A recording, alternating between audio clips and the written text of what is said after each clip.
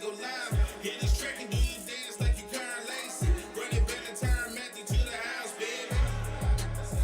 It's Tingle and Co. Come keep with the show. It's a new era. Let's get it, let's go. It's Tingle and Co.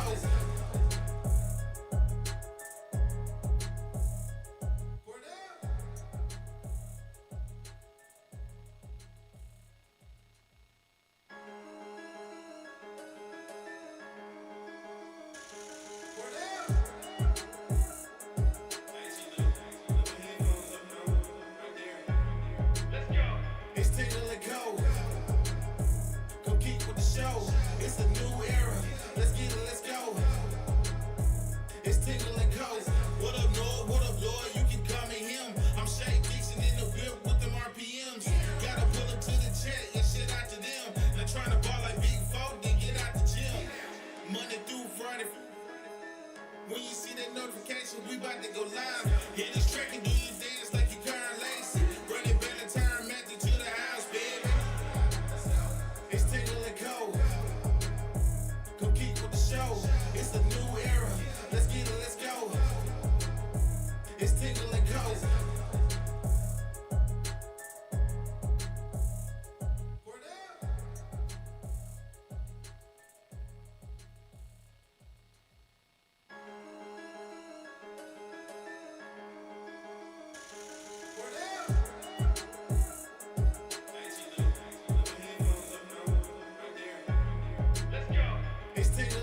All right, good morning and welcome in here on this Friday morning as we close out the week. I know I said it yesterday, but I'll say it again today. This week has flown by.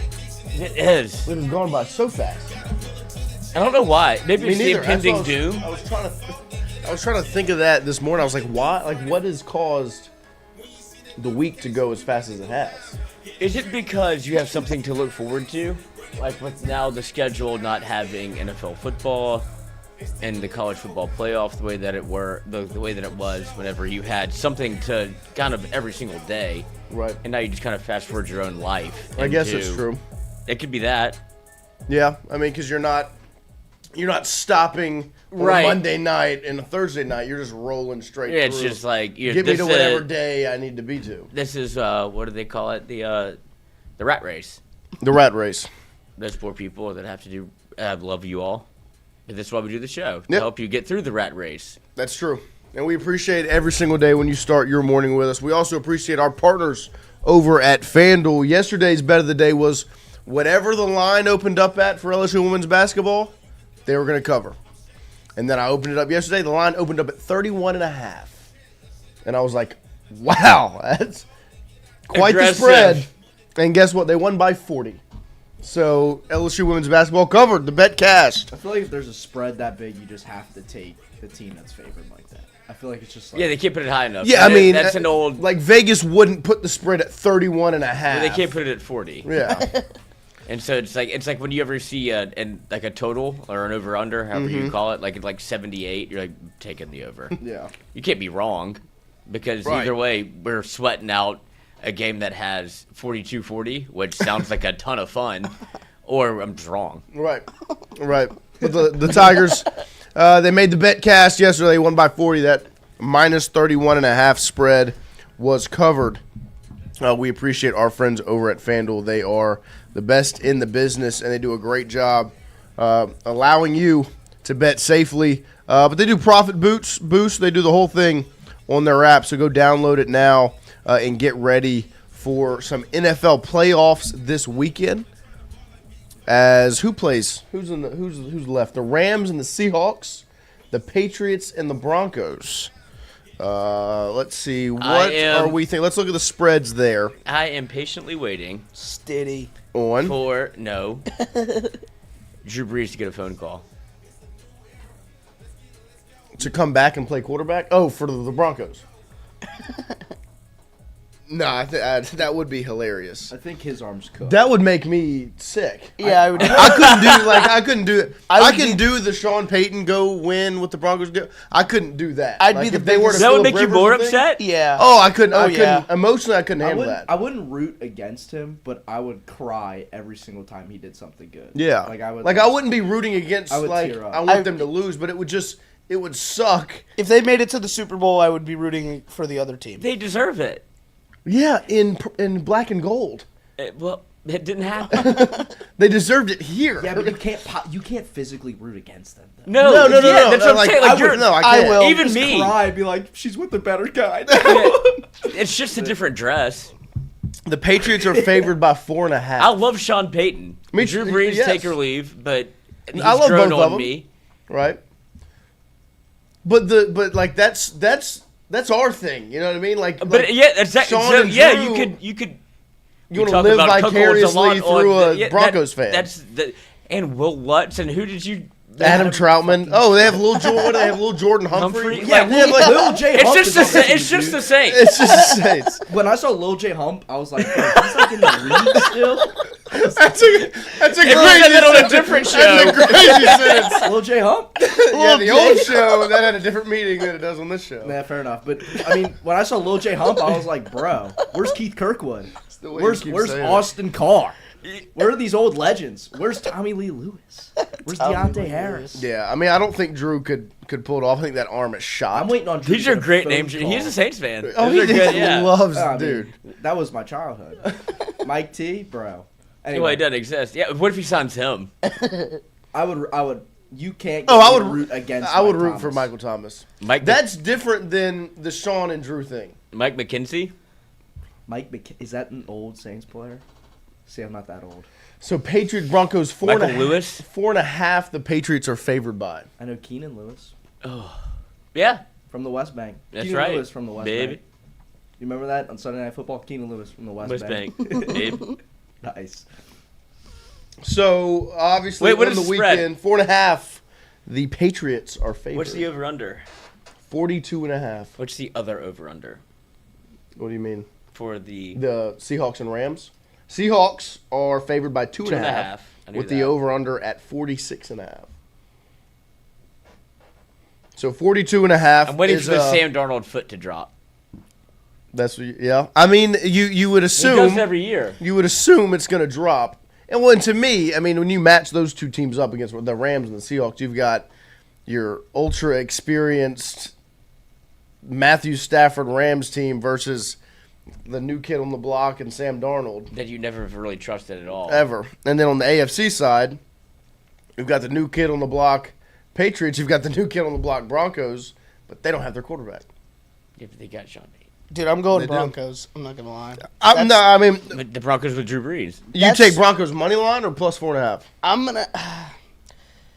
I'm probably gonna go 4.5, but I could see them winning that game. 4.5's too close for me. I would expect it to be at least 6.5, just because they don't have. Their quarterback. Oh, I think quarterback. I think the think- closer you get to the game, I think it might drop to 3.5. I do too. And that makes me think that the Broncos are gonna win the. Is there really a football difference game. between Jarrett Stidham and Bo Nix?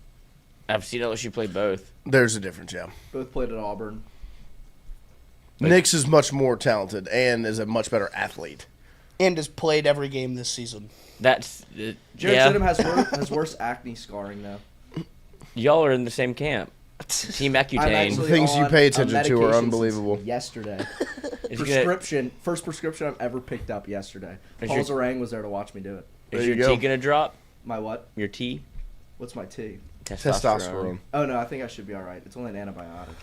Oh, I made sure what'd that- you I do last researched- night? I researched it. But make sure when you gamble Hop, hop, via hop. our friends FanDuel in the games this weekend, you let us know what you do, who you're taking. Broncos, Patriots, Rams, Seahawks. Let us know on the social media sphere via our friends at FanDuel. We appreciate FanDuel as they've partnered with us for the year of 2026. But good morning to all of you, everybody in the studio this morning. Lloyd, Poggi, I know y'all made your way out to Alec Box yesterday. Yes, we did. How was it? How are the vibes? I know it's not the prettiest outside weather-wise, but It's always nice to see the boys get on the diamond. It was. There's something about walking into the box. We talked about it. Where it just, even for a scrimmage or like not opening day, but it still felt very much, you're yearning for something, right? Like you have LSU men's basketball that exists, but something about an outdoor sport where it's, and championship pedigree, where when you walk in, it just feels a little different. It felt like good to be back. Yeah. And it was good to be back where they are rolling out a bevy of arms. We saw William Schmidt throw. We saw, lest we forget, Gavin Guidry is still on this baseball team. Yes. Yep. And I fly under the radar a little bit. Every time I go to a scrimmage, he pitches.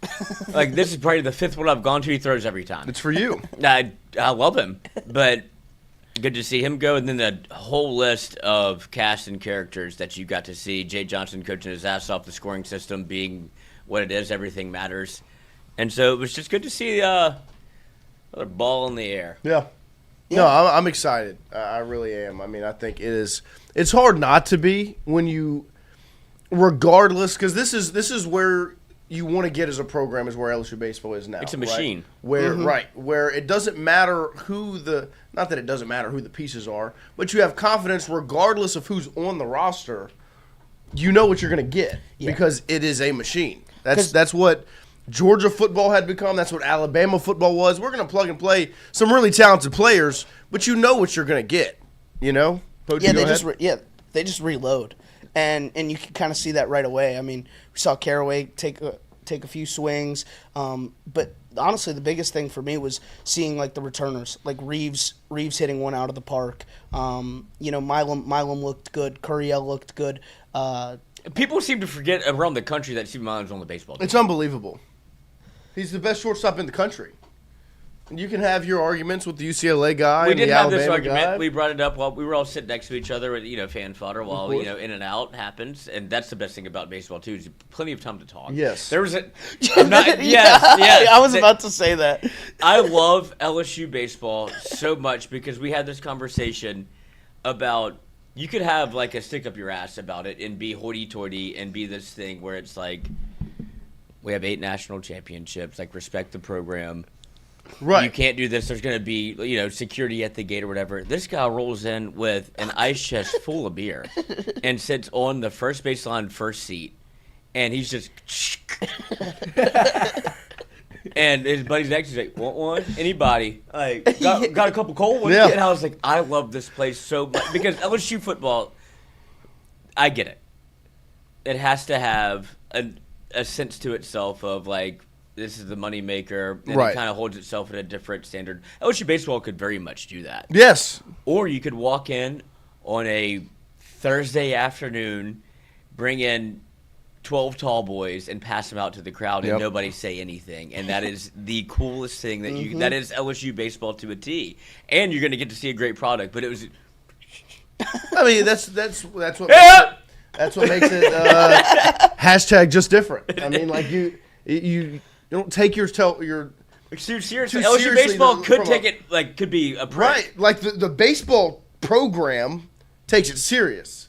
The fan base also does, but like. But then the baseball program looks at the fan base because that's what I want. Those are our people. That's what we want out there, because you could get into the whole, there's the tradition aspect and the whole thing, and that's when it can get very strict and rules. And no, this is how business is done. No, this is how you sit. This is how you sit in Alec box. Actually, I think this is how you do it. Shut the fuck up.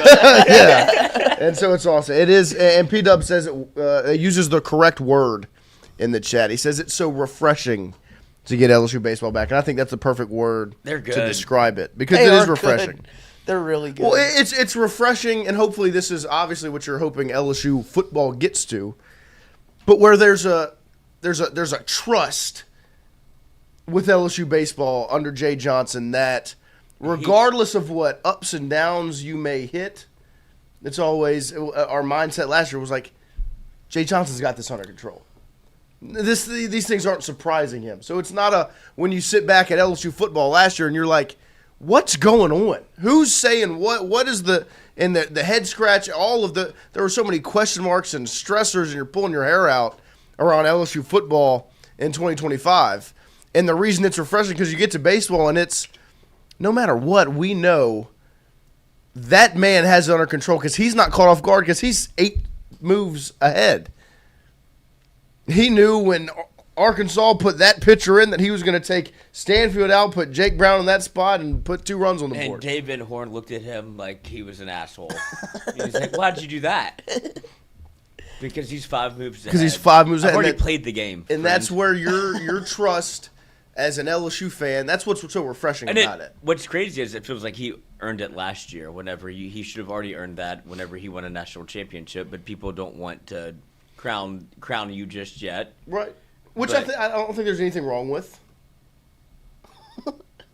What? Look at who you're talking about. No. I agree, but at the same time, there was a prove it factor of when you look back at 2023, and I know he put it together, but that was the best First one's collection, the hardest. the best collection of talent ever on a baseball team. 2025 to me more impressive because it's his fingerprints all over it, everywhere. Every chess move. There's only one person to pin for the murder. Right. In 2023, I'm not saying his fingerprints are still all over it, moving Beloso to lead off the whole thing.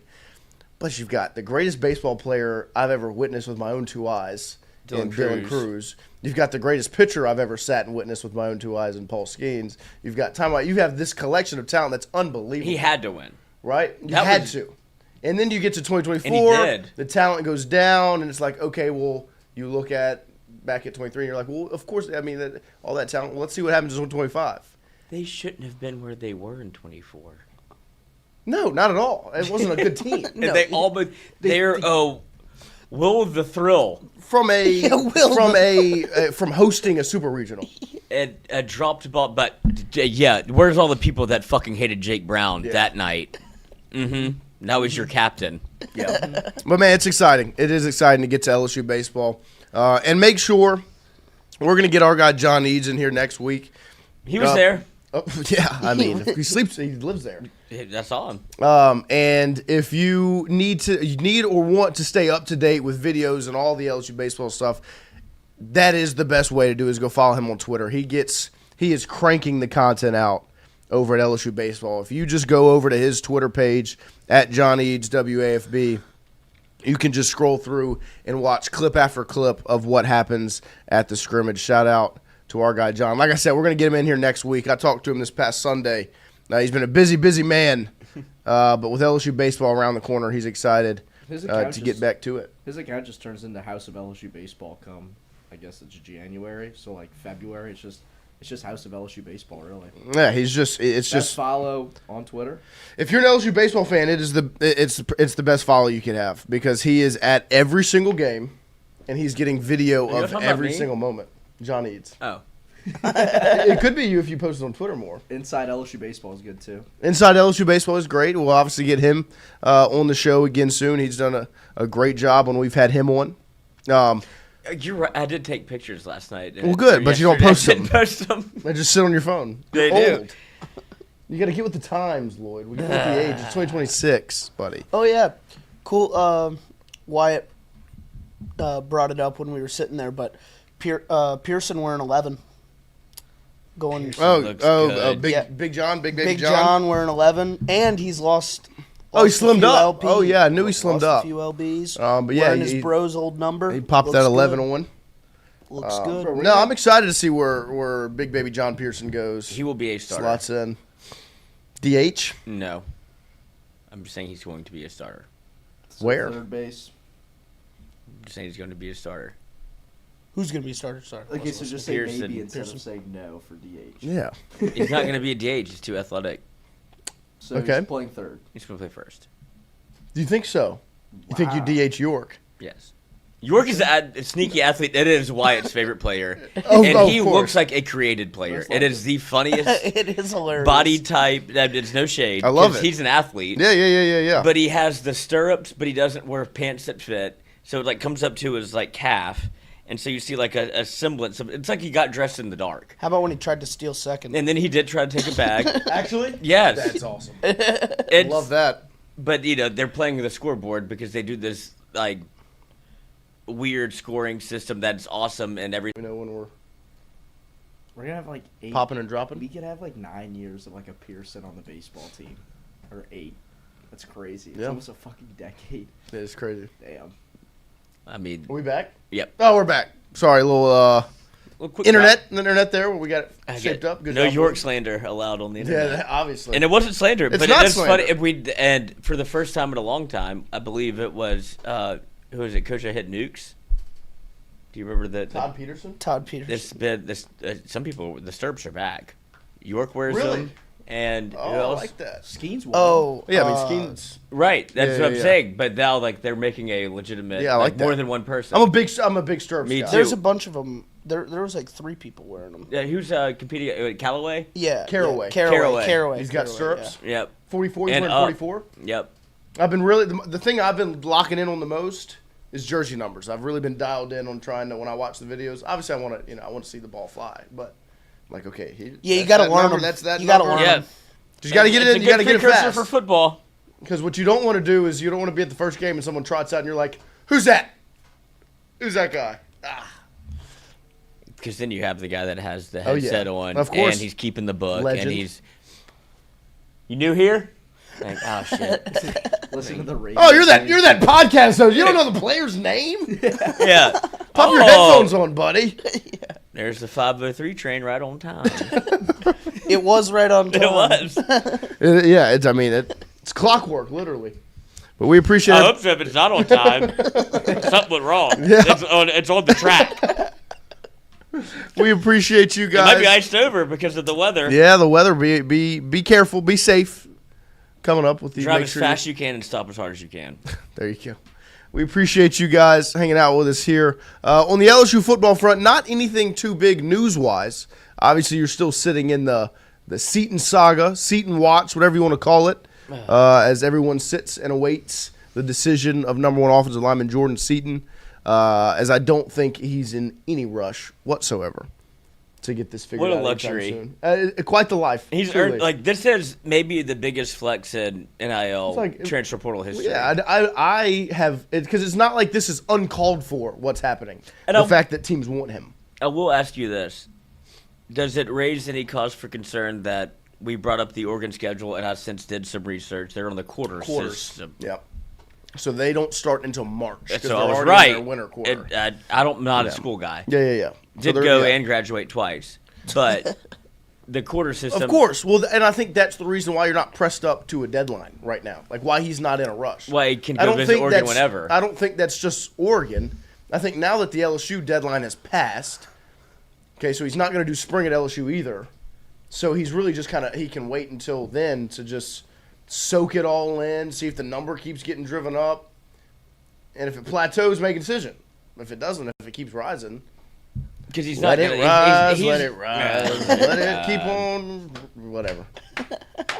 From the Lorax. yeah, he's not going to be without a job. Because No. wherever he walks into, whatever program, starter. Even if he goes back to Colorado, they'll cut him a nice check. Like this, he's in the most admirable position as an athlete that you could be in. Advantageous. Yeah. Yeah, all of it. Like, I mean, but like, even me looking at it, being like, that's a pretty nice spot. Like, When does it get out of hand?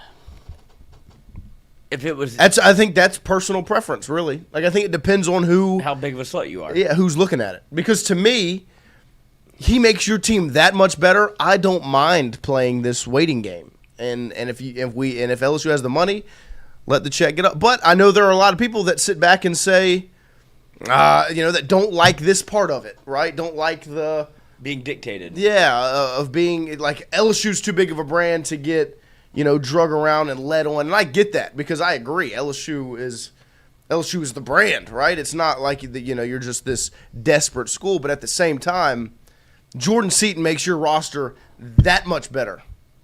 Like it's as of right now, your left side of your offensive line, you kind of have to figure out. You don't really know who slides in where. You bring in Jordan Seaton, and it just all of a sudden there's your 5. And not only is there's your 5, your left tackle is the best in the country. He's going to be a top 10 pick. Yeah, I think a lot of people worry just because we remember the Bear Alexander saga, and look at him now. I think there's a lot of players in the portal that kind of have done this thing where they're really highly rated, and then they go to their Well, school. he's not only don't highly really do rated, anything, he's don't really do highly anything. touted.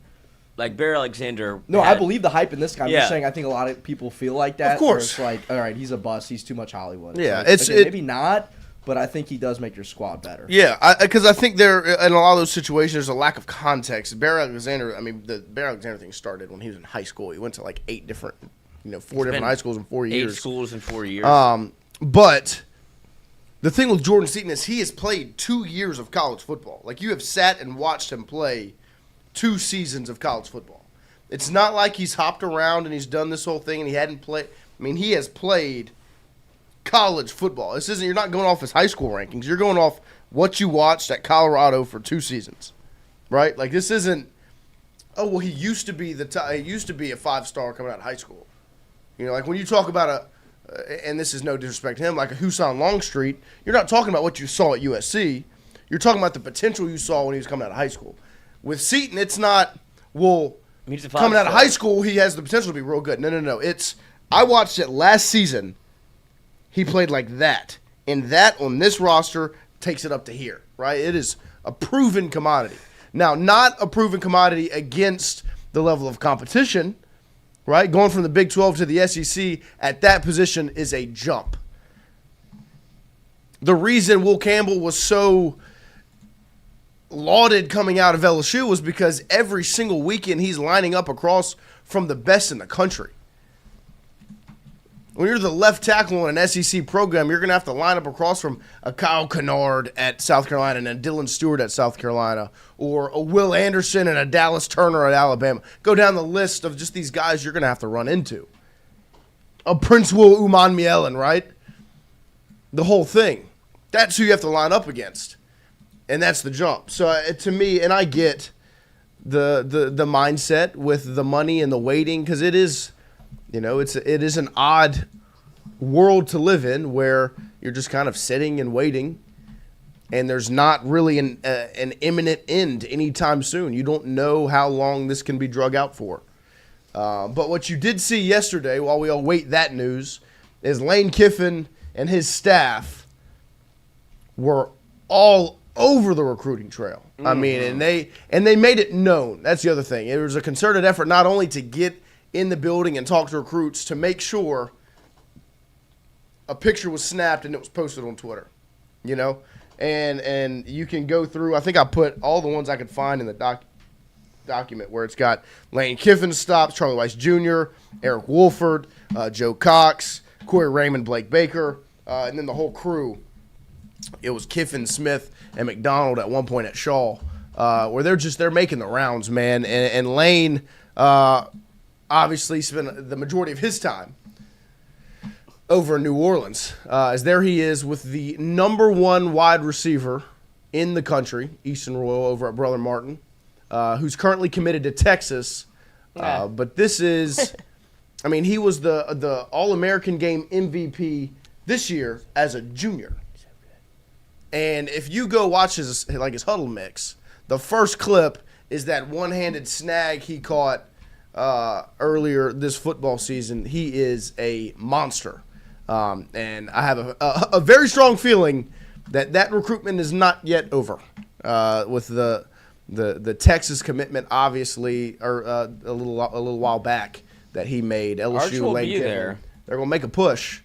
That's for sure, because he's good, man. If you turn on the film, he's extremely talented, and that was one of the first stops Lane Kiffin made. He's listed at 6 foot. He looks a little taller. Easton Royal's listed at 6 foot. Lane is 6'3". Yep. I mean, that's close to 6'2" right there, Coach. And really, size would just turn on the film, and your jaw will drop. But he goes from Brother Martin. He hits up Edna Carr. Yep. Obviously, one of the most prominent schools in the country. Not only how good they are at football, it's how cool they look when they're doing it. Especially that walkout. But there he is at Carr. He also got some pictures at Shaw, at St. Aug. He made his way around New Orleans yesterday, Coach Kiffin did. And then you saw the remainder, or the rest of his staff, also getting some pictures out with some of the top players. I know Eric Wolford was on a visit with five-star offensive lineman Albert Simeon, who LSU is obviously very, very high on.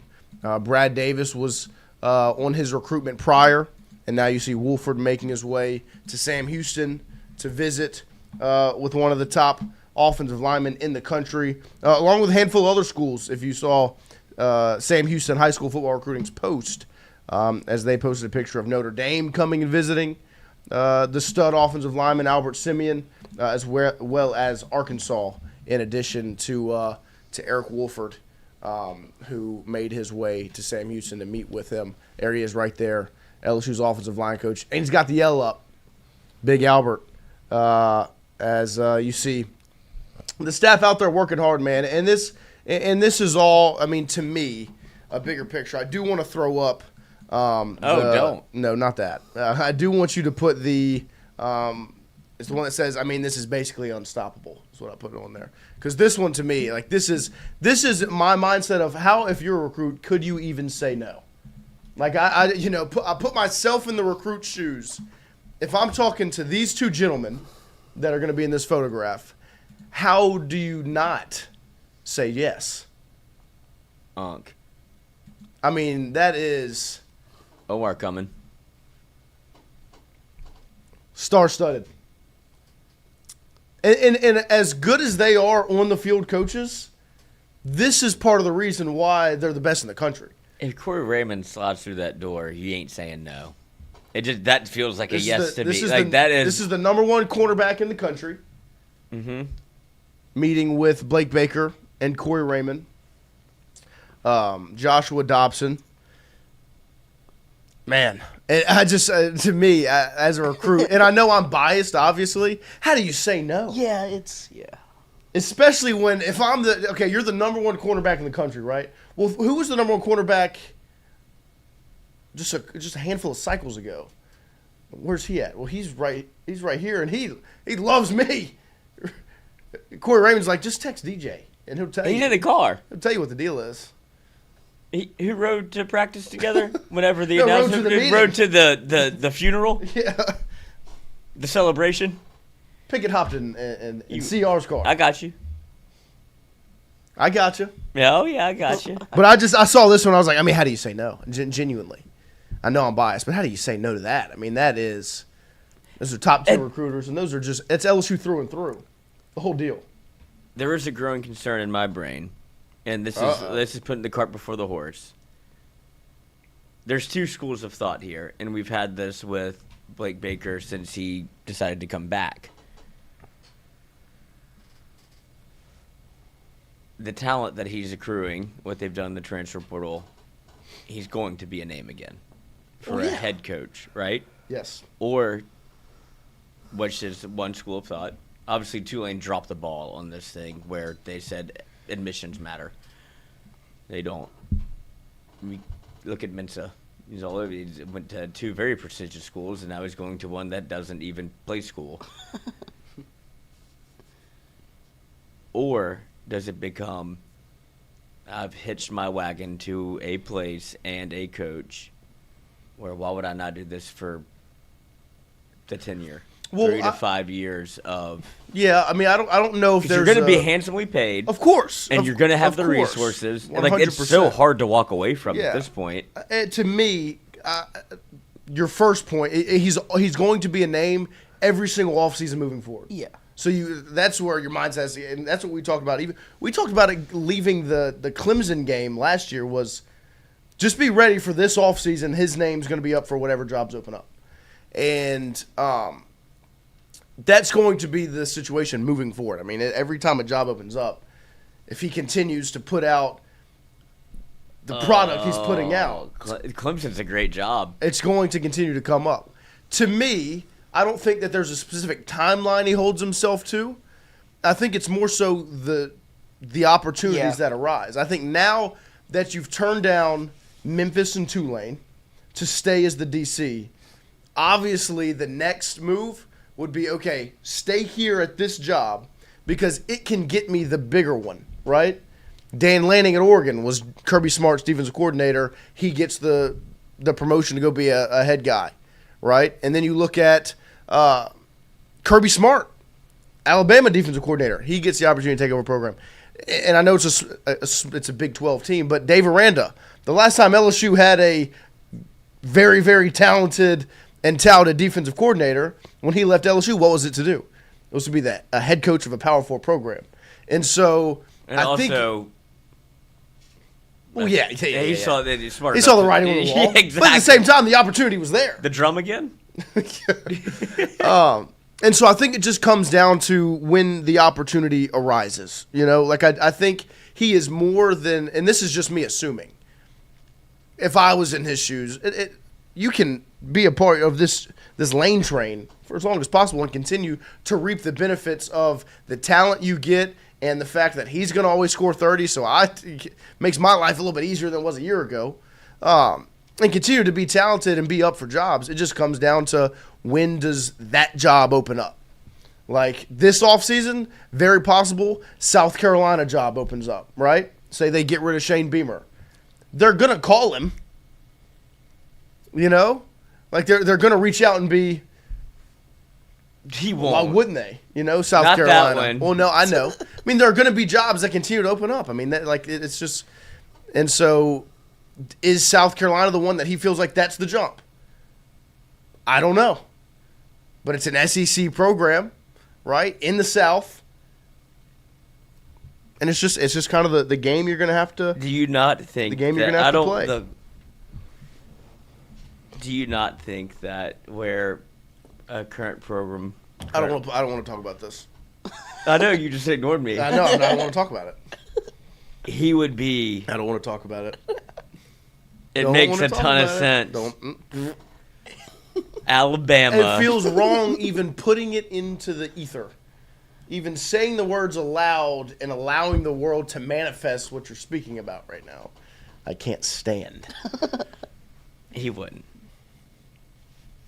We'll leave it at that. But they would. Of course! Oh my gosh, of course they would. It's kind of setting up for it. I mean, it's... Oh, an LSU guy? DeBoer's he's a dead man. And they would go back to you know what makes a lot of sense? When was the last time we needed some help? Oh, LSU guy? I mean, it would be And interesting you get to go because pilfer Lane's staff. I think that they are of a similar mindset to LSU where it's like, first-time head coach... Yeah, no, but they've already done this. Like they're good with like that. The blood's already on their hands. Like they've killed DeBoer. Yeah, but he wasn't a first-time head coach. I know, but it's just the guy after the guy. Well, but to It's me... Smoke Laval. Well, but to me, still... He didn't even do a bad job. Neither Yeah, has DeBoer. Yeah, that's why Doesn't that was a great matter. analogy. So, I don't know. It just depends where they think they are. You know, because you would have thought if there was ever a time for LSU to suck it up. You're and nervous say- about this. No, I'm not. I don't think Alabama does it. I don't like that you wanted to bring it up and talk about it because we shouldn't put those things into the world. I'll text him. Things you talk about like come true. See? My biggest thing it is into existence is work. my biggest pushback would Now- be: does Alabama think that they're that program that needs to take a DC and give them its first opportunity? I don't know because I know LSU doesn't think that. LSU doesn't think they're that type of program. LSU doesn't believe in the position they're in right now. And I'll even say after this past season, before Kiffin, that they were in the business of hiring a first-time head coach. Sure, but And that's they were in a worse position than Alabama is with DeBoer right now. do you think Georgia felt like that when they hired Kirby? Yeah, Georgia wasn't anything. I understand, but you know, They hadn't won national championships. They weren't a premier brand in the sport. I think if Blake Baker puts together an incredible season, why doesn't Alabama not take a swing? And it hurts your rival. I think it would be interesting to see if they think that that's where they're at as a program. They're not hiring Sig because Nick Saban hates him. Well, why? And Sig's not leaving. Yeah, Sig just signed that extension. Oh no, I'm saying it's funny that when you look at But we're changing the topic. I don't want to talk about this anymore. okay, It's depressing. This is such an exciting time to be a fan, and we're or that I said Making there was ourselves one sick. of two stories, or he stays and like this is the sickest job in well, America. no. I agree with that. I liked that topic. Me too. But then you had to throw a wrench in and make it worse. He wouldn't. But back to and an Alabama baseball back to the recruiting trail. That's why he wouldn't go. That's why- Where the LSU coaches are hitting the recruiting trail hard. It's good to see. And because to me, it is a concerted effort, right? Of the chip on the shoulder we've talked about with Lane Kiffin. This is part of that, where everything Ole Miss has thrown at his name and at who he is as a coach in this whole back and forth Real Housewives thing, he has thrown right back at them. Like, oh, well, he actually didn't recruit. Like, he wasn't really working very hard at recruiting. It was all Pete Golding and the staff, and they wouldn't do anything. And then guess what? He's on the plane to Knoxville. He's on the plane to Atlanta. He's taking the picture with Easton Royal. He's going through. He's doing the whole thing, right? He's having the meeting with Edna Carr's head football coach to make sure this Richard Anderson, Aiden Hall thing doesn't get in trouble. He's talking to Lamar Brown's agent. He's doing the whole thing. Everything Ole Miss has tried to tarnish his name over and say, well, he actually doesn't care. Brother. Since he's walked in the door in Baton Rouge, all you've seen is effort, and more effort. Brother, I could show you not caring because I just experienced. We 4 just years lived of it. Yeah, anything you do, and there is a cause for concern, like just Lane health wise, at this point, because when has he been horizontal? It's been either the transfer portal or then he just we wake up, Right. and he's in New Orleans. Yep. It's like, how is this? It's almost impossible. There's only 24 hours in a day, and he's using all of them. And I do think that they stirred the wrong pot. And that is, I don't think he's ever been this motivated in his life. and that is the most impressive part for me, because He could have, we saw what Brian Kelly did. You're at the destination job. You've got the guarantee deal, the whole thing. And he's like, why is this fucked up And here? we just lived a life where when that happened, it got cashed in. Mail it in. The checks are going to keep cashing. Oh, 1028 tea time? Sounds great. I think it's literally just a testament to him enjoying his work. Like, Brian Kelly clearly did not like being a head football coach or working. Right. Lane Kiffin enjoys this, I think. He eats, sleeps, and breathes this, and he is such a petty person. He eats, sleeps, and breathes the spite. And it's a credit to him. That's who he is. Find in your his motivation. nature, right? When they started throwing the whatever at him, it's a okay, respond. Ole Miss has put the chip on Lane Kiffin's shoulder. He didn't have it beforehand. Right? He could have stayed at Ole Miss and mailed it in and got a statue there. But then he left. He takes the opportunity because, like Nick Saban said, that's an opportunity you're going to regret if you don't take. And then Ole Miss grabbed a Pringle out of the can and set it on Lane Kiffin's shoulder over the last couple of months. And what LSU fans are living in right now is Lane Kiffin with a chip on his shoulder. They are doing everything. And on top of that, it's also a credit to the LSU athletics and the AD and all the money people, because you can't do it without the resources, as we were talking about with Charles yesterday. You can't do those things without the resources to do them. You can only be such a good coach. You got to have now. But you got to have the check and the cash to drop on the table in front of somebody. And so they've done a great job with resources. They've given him everything he needs, but he could still very easily fool you. There are so many reasons that you could take 2026 off. There's so many excuses you could fall back on. I didn't get Trinidad. I didn't get 39 scholarship players. I've heard that for 4 years. Oh, God. You know what I mean? When there are excuses, a lot of times it can be easy to be like, say I'm signing up for a handwriting competition where who has the best handwriting, right? But I broke my pinky. Well, when I lose, I can just say, well, of course I lost. I'm left-handed. I've got a broken all across. I've got a broken pinky. So of course, Lane Kiffin could look at 2026 and see, well, of course we went 8-4. Of course we didn't maybe take the jump y'all wanted. It's year one. Give me time. Let's give this thing some time. There's so many excuses you can fall back on. Safe play, right? And it hasn't been that. And instead it's been, no, I'm proving a point. No, this is something that I think he's proving to himself as well. Like, the last time he was at a program of maybe this caliber would be USC. And he got fired on the tarmac. It was a failure. It's what started the whole thing to get him back on real life. He had to get everything straight after that.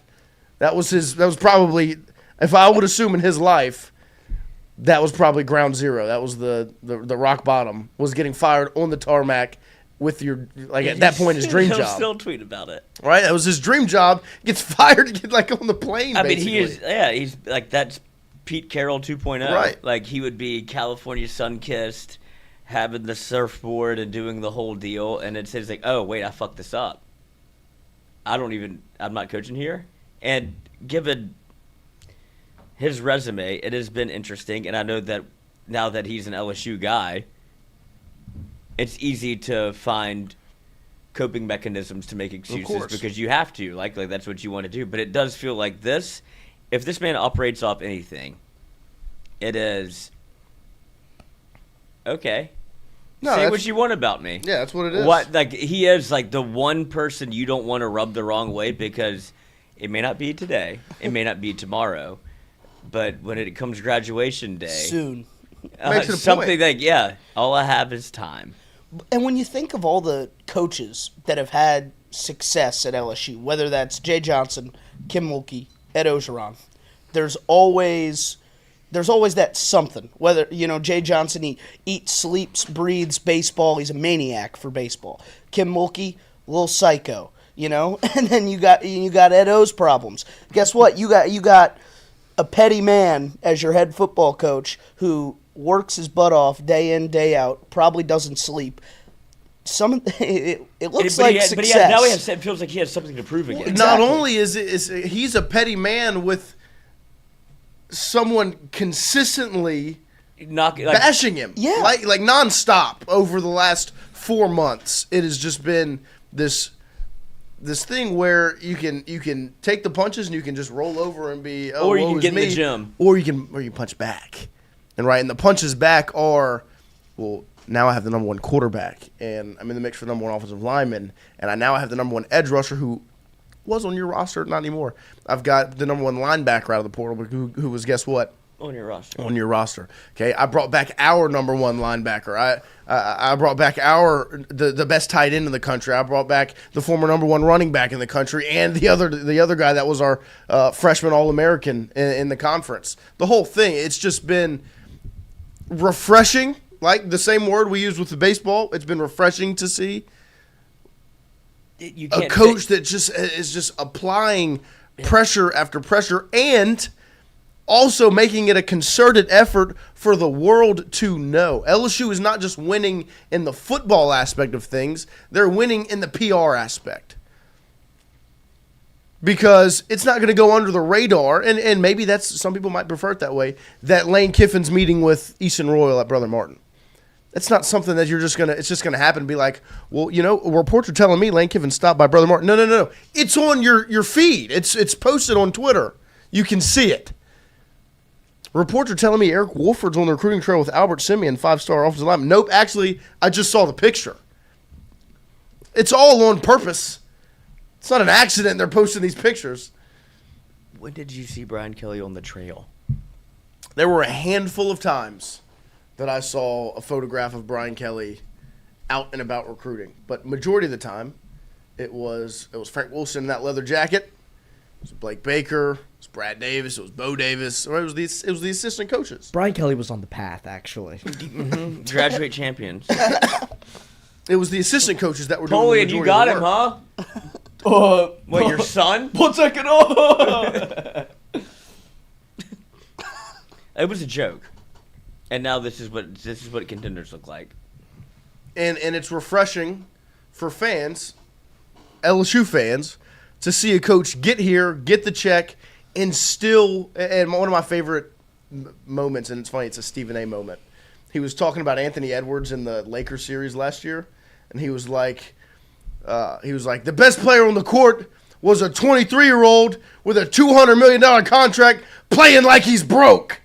And that's what Lane Kiffin's got the $100 million guaranteed and coaching like he's trying to earn his pay. It's guaranteed, Coach. And guess what? No, I got to earn it.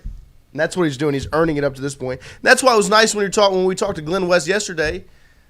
I mean, how could you not grade it at an A up to this point? Even without Jordan Seaton, say he doesn't commit. It is an A. And that's if you're not using pluses. Because if you're using pluses, it's an A+. Retaining Blake Baker, the biggest move of the offseason. Mm-hmm. Recognizing the importance of Corey Raymond. Just as huge, right? When Rohan was sitting right here, it was when I look at Lane Kiffin, it's how important does he find the defensive side of the ball? We know he's going to score. How important is that? And that was the pushback that Ole Miss fans have given, right? It was like, well, look when Pete Golding got there, how much better they got. Because it's true. They got much better once Golding got there. Because there was actually a concerted effort defensively to be competent on that side of the ball. And so their Ole Miss fans are so blinded by it, they're just associating it with Golding specifically. Well, they have nothing to fall back on. But what it is Lane Kiffin accepting and acknowledging, okay, that side of the ball, I have to make sure we have it right. And when he got to LSU, he did the one thing you had to do to keep this thing right, and that was retain that guy and his staff, which in turn kept continuity on the roster on that side of the ball, kept a scheme right on that side of the ball. And really, if you look at over the last 2 years of Blake Baker at LSU, I mean, his marquee performance of 2024 was what they did against Lane Kiffin and Ole Miss in Death Valley.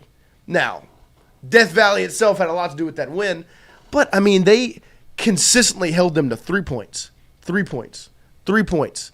Down the whole game, made plays. Zy Alexander interception, Dom McKinley fumble recovery, the whole thing. Gio Paez submarining the center so Braden Swinson can stop him on fourth down. It was that defense, it was their marquee performance. Then you go back even last year. Did LSU lose? Yes. 24-19. They were on defense for 90 plays, and they only allowed a Lane Kiffin offense to score 24 points. And had a pick six that got called back. Right. And so you don't think Lane Kiffin looked at that and was like, you know who's coached really tough against me? You know who's been really hard to beat? That guy. So I'm going to do everything I can to keep him here. It's the biggest move that he could have made. And he made it. Then he sat down. He made sure to iron everything out, keep it straight with Lamar Brown and Richard Anderson and the high school recruits to still bring in one of the best high school classes in the country. And then he's followed that up with a PR push for how big the portal window was going to be, getting you all excited. Oh, something crazy must be happening there in that portal window. And then they deliver. And they maybe deliver more than you expected. Jaleel Dean, 8407, $5 super chat, 5 claps. Ready. Debating on 2 games to go to next season. It's out of these 4 options. Which 2 do y'all think? Clemson, A&M, Texas, and Alabama. If I'm going to be honest, Clemson to me is a must. Yeah. Not because of the matchup. It's still a premier matchup, right? It's 2 premier programs. But it's game 1 of the Kiffin era. That place is going to be unbelievable. I would Dude. I would always recommend going to a game you think LSU's going to win, but also against a good team. And I think Clemson kind of gives you that, being an out-of-conference school. But and also, it's not even about that I feel that confident LSU's winning. I just think this is like a. If you could have Georgia Southern again.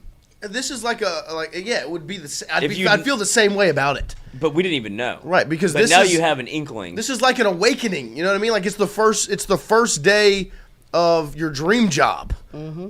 Where after everything you just sat through a year ago, this and the excitement, it's going to be awesome. And then out of the other 3, A&M, Texas, or Alabama. To me, it would be between Texas and Alabama. Yeah. And I would go, which is it's crazy for me to say, I would lean Texas. I would agree. I would almost lean A&M because of... Really? Because of last year? Yeah. I see, but I think that's a Lloyd thing. But I agree, but because I'm right there with you. But that's us. But that's why they're asking we us. Sat there and we had to sit through that. No, I need to. It would be what 2019 A&M was, where the way it ended in 18 sucked. Right, we sat through that whole game, 8 overtimes, the whole thing, and lost. I've never been that drunk in my life. And it was like, okay, well, guess it what? just wouldn't end. I didn't know what else to do. We're getting all the revenge in 19, and when Joey B drops back and he uncorks that one to Jamar down the middle of the field, and it was like, here comes 50. they On hit 50 your to head. 7. I think A&M's fair enough, but like aesthetically, like Bama or the burnt orange, like And you're waiting especially because in 2019 they didn't make the return. That's what I'm visit. saying, you're waiting And to get then your in look March, I think that's easily 2. I think I would go Clemson, Texas. I think Bama's interesting just because you don't have that play them every year aspect right. again. You could talk up every game, honestly. Of course. Oh my gosh, I could get get you fired up for Louisiana Tech. Poor Louisiana Or Tech. hear me out. Hear me out. Hold out. Go to the playoff game. No. Oh, well. No, that's my thing about the Texas and Alabama games. Those games playoff- are going to be playoff. And that's why you games. go to Clemson, because the atmosphere is going to Right. be insane. That's No, why I say Clemson's you must. must be in that stadium. You can't miss that. there's no way. And so I would that's say, like Christmas morning. I would say Clemson and Texas, because I think when you just really look at the Texas matchup, right? Texas is also going all in on trying to be a national champion next season. Cam Coleman versus DJ Pickett. Drool. You've got Arch versus Sam Levitt. You've got Sark versus Kiffin. You've got we could keep doing this. Colin Simmons versus whoever ends up being the left tackle for Jordan LSU Seaton? football, right? The whole thing, it's going to, if both teams are where they're supposed to be at that point, it's going to be, and P-Dub, good point. We will mark that down. We will rate those 4 games post-season We need a whiteboard. 2020. That's right there. Beautiful. We'll do that. We'll rate those games post-season after next year's football season. We'll look back Oh, check the tape? and check the tapes.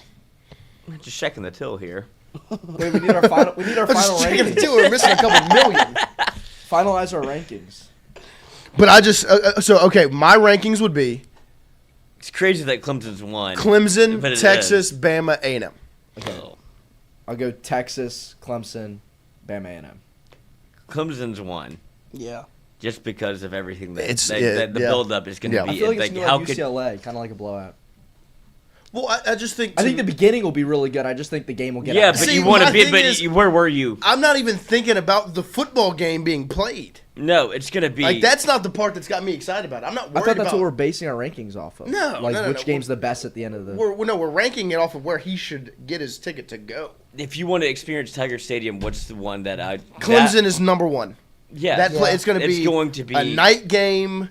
It's going to be a packed house. It's going to be about as loud as probably ever.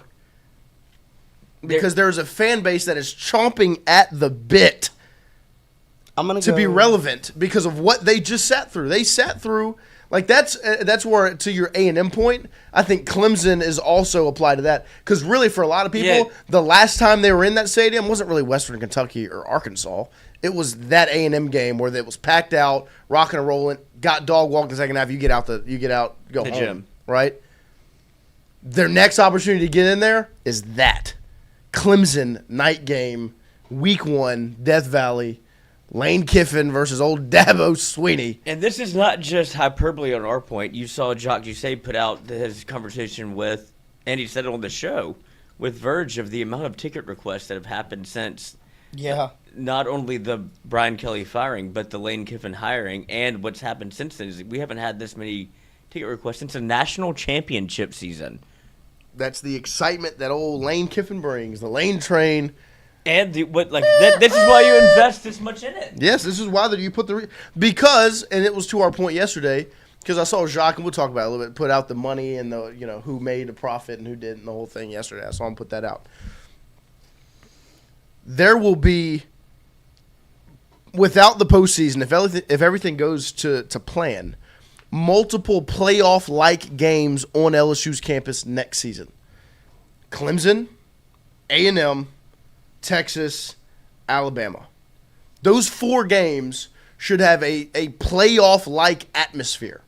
The 4 that he listed out should be playoff-like.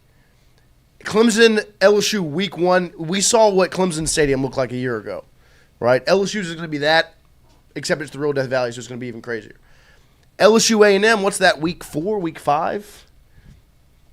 Both of those teams could be undefeated going into that, and just the whole thing, you know.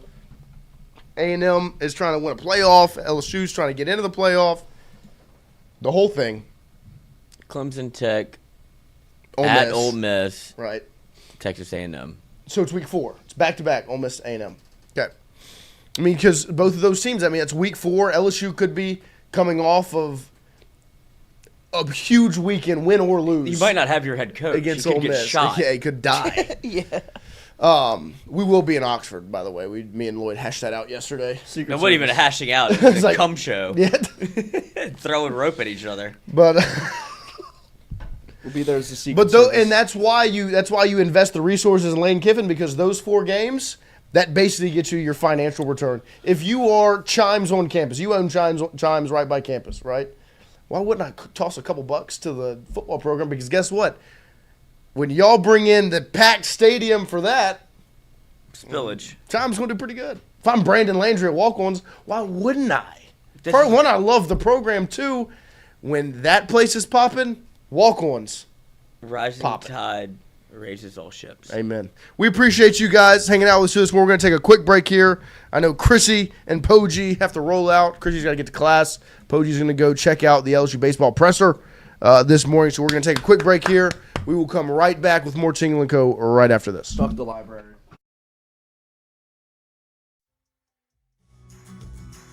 Wardos was created in honor of Alan Ward Granning III, fondly known by family and friends as Wardo. In 2019, the oldest brother of the tribe passed away unexpectedly. His remaining siblings and loved ones wanted to honor his memory in a special way. In 2022, Ward's family decided to combine the need for a sandwich shop in downtown Natchez with a desire to pay tribute to Ward's love of good friends, good times, and great food. Through blood, sweat, tears, and countless hours of hard work, Wardo's was born.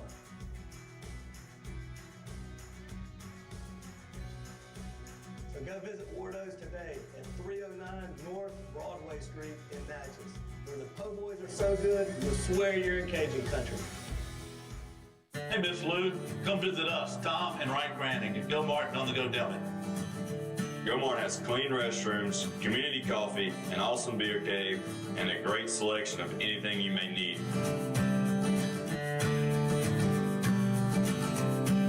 Located at the corner of Highland Boulevard and Highway 61 South in Natchez. Also stop by Wardo's Po' Boys at 309 North Broadway on the beautiful Natchez Bluff. Where everyone is family.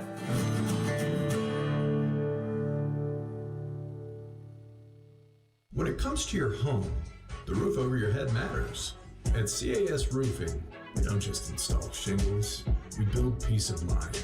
With years of experience and a commitment to craftsmanship, our team shows up on time, gets the job done right, and treats every project like it's our own home.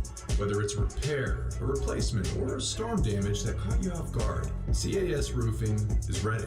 We're local, we're dependable, and we stand behind every nail, every shingle, and every promise we make. Because at the end of the day, it's not just about roofing, it's about protecting what matters most. CAS Roofing, built on trust, backed by quality.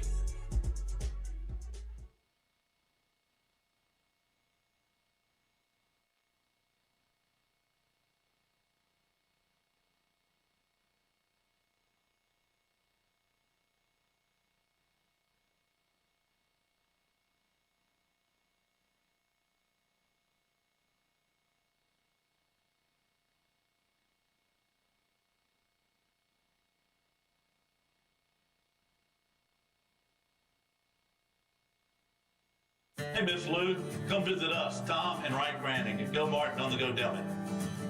Go Mart has clean restrooms, community coffee, an awesome beer cave, and a great selection of anything you may need.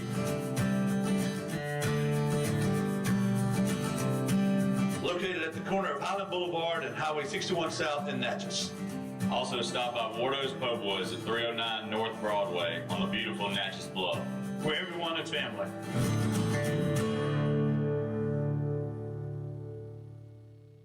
When it comes to your home, the roof over your head matters. At CAS Roofing, we don't just install shingles, we build peace of mind.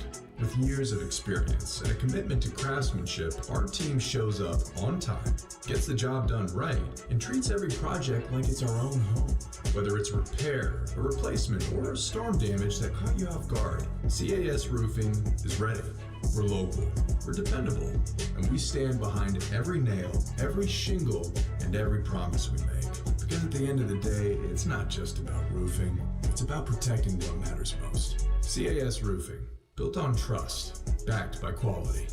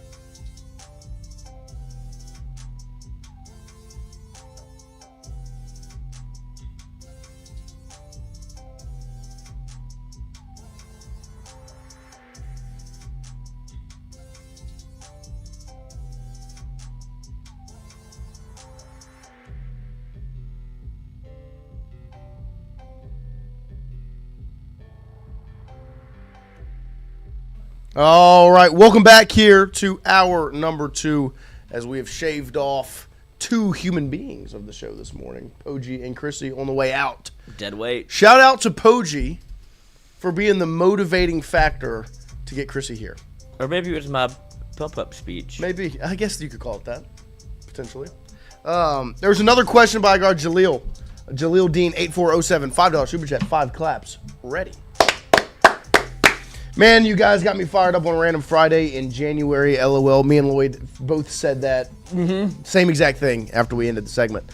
Can't wait for September. What's the over-under on how many college game days LSU gets? All right, so we're going to include, home and away, obviously. Anything that LSU is involved in, right, would count. I personally would put the line at 2.5. That's exactly what I was thinking. Because Ole Miss LSU, without a doubt, they could both be 0-2 with losses to Tech and whoever Ole Miss plays.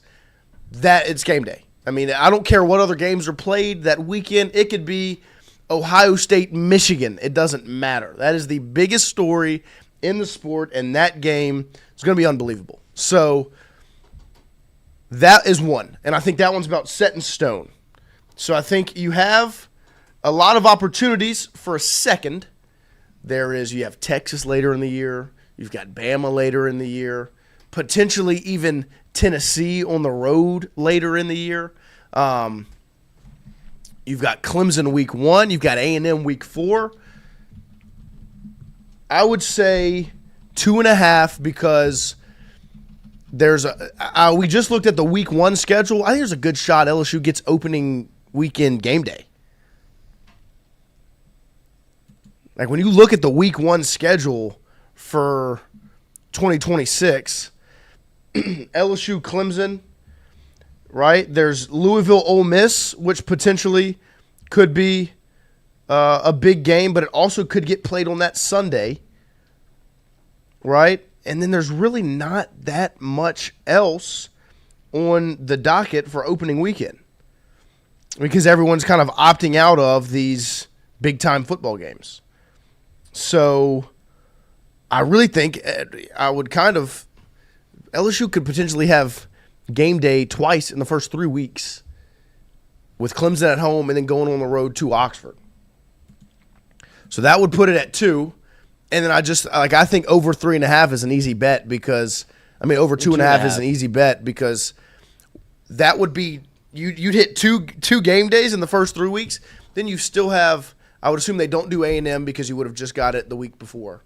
But Texas, Alabama, Tennessee later on down the line, I'd see. That's where I'd take. They didn't go to LSU last year, and rightfully so. And we thought that there were going to be opportunities to do so. But like different LSU, thing, like it would have been South LSU Carolina, Florida. Would have been LSU Florida, but Florida lost. So then you didn't get it. Then it would have been LSU South Carolina. South Carolina lost. Right, so you didn't get and it. Then and LSU lost. Continued. Then they started to down their leg. So it is not out the realm of possibility that they do come to Death Valley twice in a year. Or LSU is certainly in the prospect of being on game day, which is with the amount of teams that have opted out of the week 1, whenever it was like this year was awesome. Right. Like the week 1 matchups were great, and it proved to be worth it if you're, or depending on what side of the fence you're on, Miami, Notre Dame, where it won Miami a bid into the college football playoff because they won the week 1 game, and they ended up being a 10 seed that, right, amongst amongst all the consternation in the world, right? It's like it should be Notre Dame or should it be Miami? Like, well, they played head to head. Like, well, that didn't matter. They're keeping them week one, and guess who won? Yep. And guess who becomes a 10 seed that gets to the national championship and nearly wins? So those games do matter, and that's why people are running away from them. LSU has been. You can have this argument if you'd like much to their dismay, if it matters, is it worth it or not to play? But this is where it's going anyway.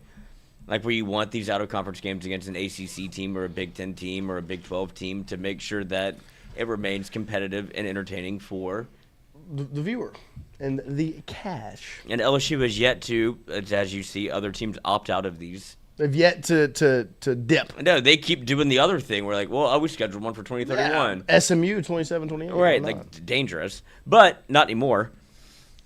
But so when you look at week 1 and all of the buzz that LSU has gotten around college football, and when you juxtapose that with where's Clemson, where's Dabo, this could be he could get fired after the game. I would say that's and it's very easy to sell. It's also the blessing and curse of it. That could also be the biggest knock. Clemson could come into next year unranked, and it's just expectations around the game.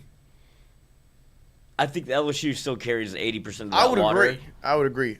My only devil's advocate in a year. I know. My devil's advocate would be if Louisville and Ole Miss are both top 15 teams that Saturday, they could go to Oxford for that game because really the argument for LSU could be the same argument for Ole Miss. And Louisville might be a better opponent than Clemson is, you know?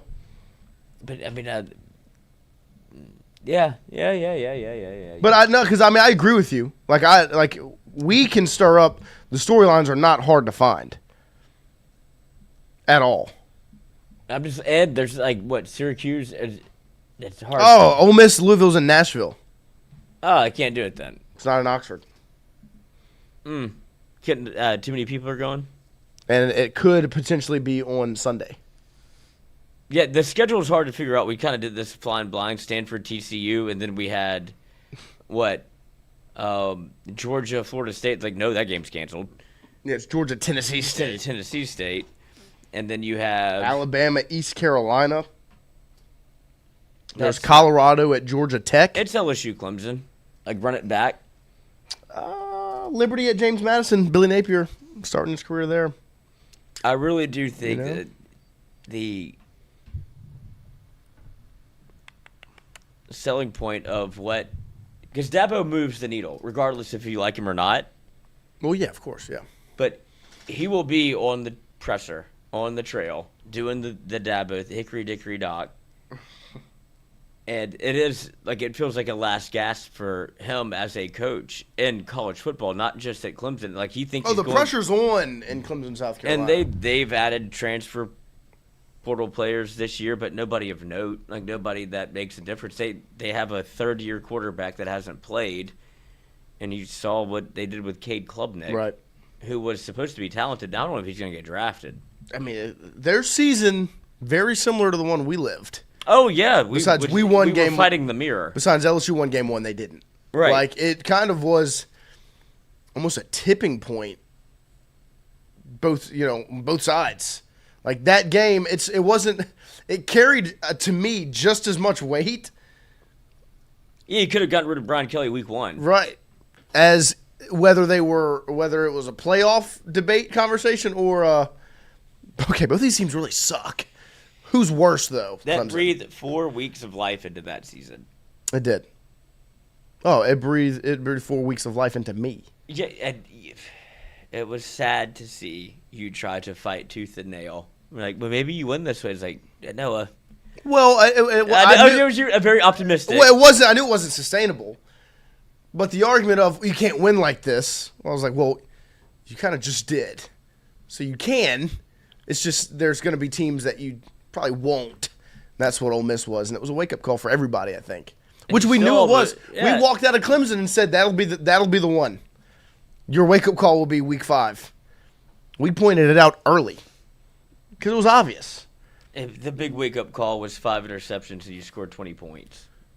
Well, yeah. And 1 was the defensive touchdown. But it was it still wasn't that much of a wake-up call because you're like, well, this defense is that good that it can win you games. I was like, okay, well, what about when you run into a competent offense? And that's what happened, and they still kind of tried to. No, there's a world, like, if I'm Brian Kelly. Oh, I could spin zone this. Oh, I mean, Ole Miss, lost by a combined 12 points in 3 games. You got a pick 6 called back. I mean, that's the win right there against Ole Miss and Oxford, right? And so then you're sitting at 5-0 going in the bye week. You beat South Carolina 6-0. You go on the road to Vandy. I mean, you get 2 3-and-outs on defense, giving your offense the ball back. I mean, you're just a play away from winning that game. You pull that off, you're 7-0 facing A&M in Tiger Stadium, where you were winning at half. You're winning at halftime. You come out, you don't go 3-and-out on the first drive and give up a punt return. You're sitting in a real good spot. Then you're on the road to Alabama. They gave you every opportunity to go win that football game. Then you beat Arkansas, you beat Western Kentucky, and then you go on the road to Oklahoma, and it's like you should have won that football game. You know, you can spin zone. And this is without your starting quarterback. You could spin zone that bad boy. And thank God they lost all of them. Amen. It was for the best. But it shows that Brian Kelly's way of doing things, as lazy and as petulant and as fucking just ignorant as it were, he wasn't wrong. Like, maybe I just get a lot of talented people and the talent wins out. Well, you were missing one. And piece. He was gonna fire Sloan and come back. Yeah, you were missing one piece. I mean, you have head coach. Well, you're missing a quarterback. If you have a quarterback, well, he mismanaged that too. Right. If you don't mismanage the quarterback situation you have one, it's a completely different season. That's so scary. Isn't that crazy? Because it's not that far. It's really not that far. It's not that far fetched. God, we're inside. Well, it's the off season, baby. I know. I love it. No, it's not. It doesn't. Like I said, it didn't take much for me to paint that picture. I've thought about this a lot. It didn't. It doesn't take much to get yourself to that point where it's like you really weren't that far away from being like. Because I'm sure, and even if he gives a fuck, right, which I doubt, but he could spin to where, like, if he has those conversations, like, look, what I mean, if I really have to fight for myself, why should I have kept this job? Like, look at what I kind of. Well, and you can you can sit and you can say, and hand up, I'll admit I made the wrong move right there with the offensive coordinator. I made a mistake, and I didn't get the opportunity to right that wrong. the way I got the opportunity to write because he can. Well, he didn't want to fire him either. Well, but it did happen, and he can frame it. I will never defend Brian Kelly. I righted that wrong. I didn't get the opportunity to write this wrong. You know, it is crazy. Thank God it worked out the way that it did. But even if this is cataclysmic on every level, it's worked better out the way than what it was. supposed to. At least this man cares. Yes, it's exciting for a year. Speaking of cares, Kim Mulkey cares a whole lot. And they absolutely dominated last night. This was our FanDuel bet of the day yesterday. Was LSU women's basketball. The line wasn't even out yet. I said, whatever the line opens at, give me LSU to cover. It opened up at 31.5. And guess what? They won by 44 points, 98-54. They absolutely dominated that ball game against the Aggies. The Aggies, not the best team. Obviously, in the SEC, there is a lot of competition. Who's number 2? Huh? Number 2 is jacked. Oh, for Texas A&M? Yes. Yeah, put together.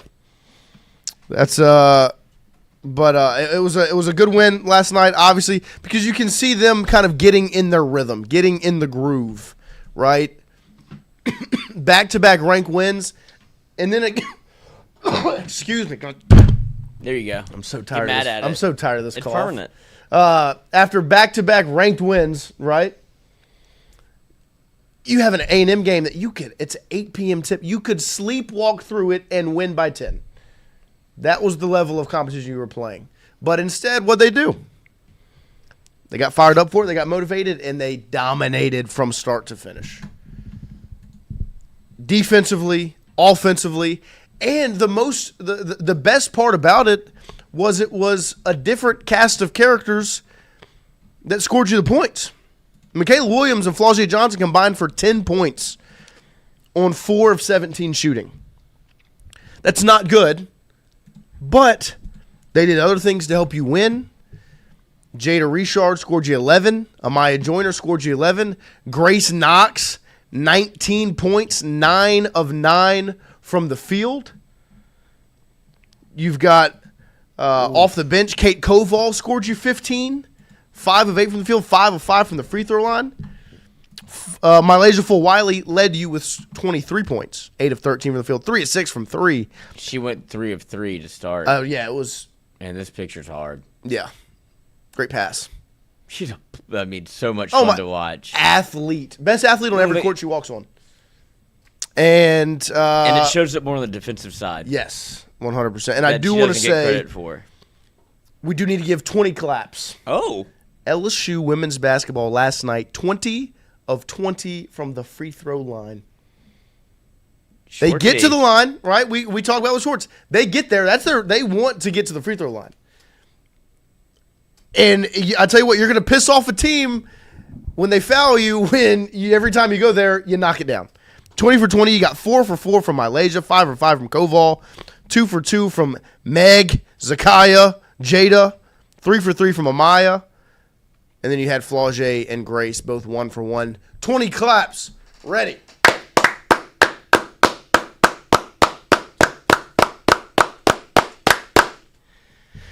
Shout out to the Tigers going 20 for 20 from the line last night.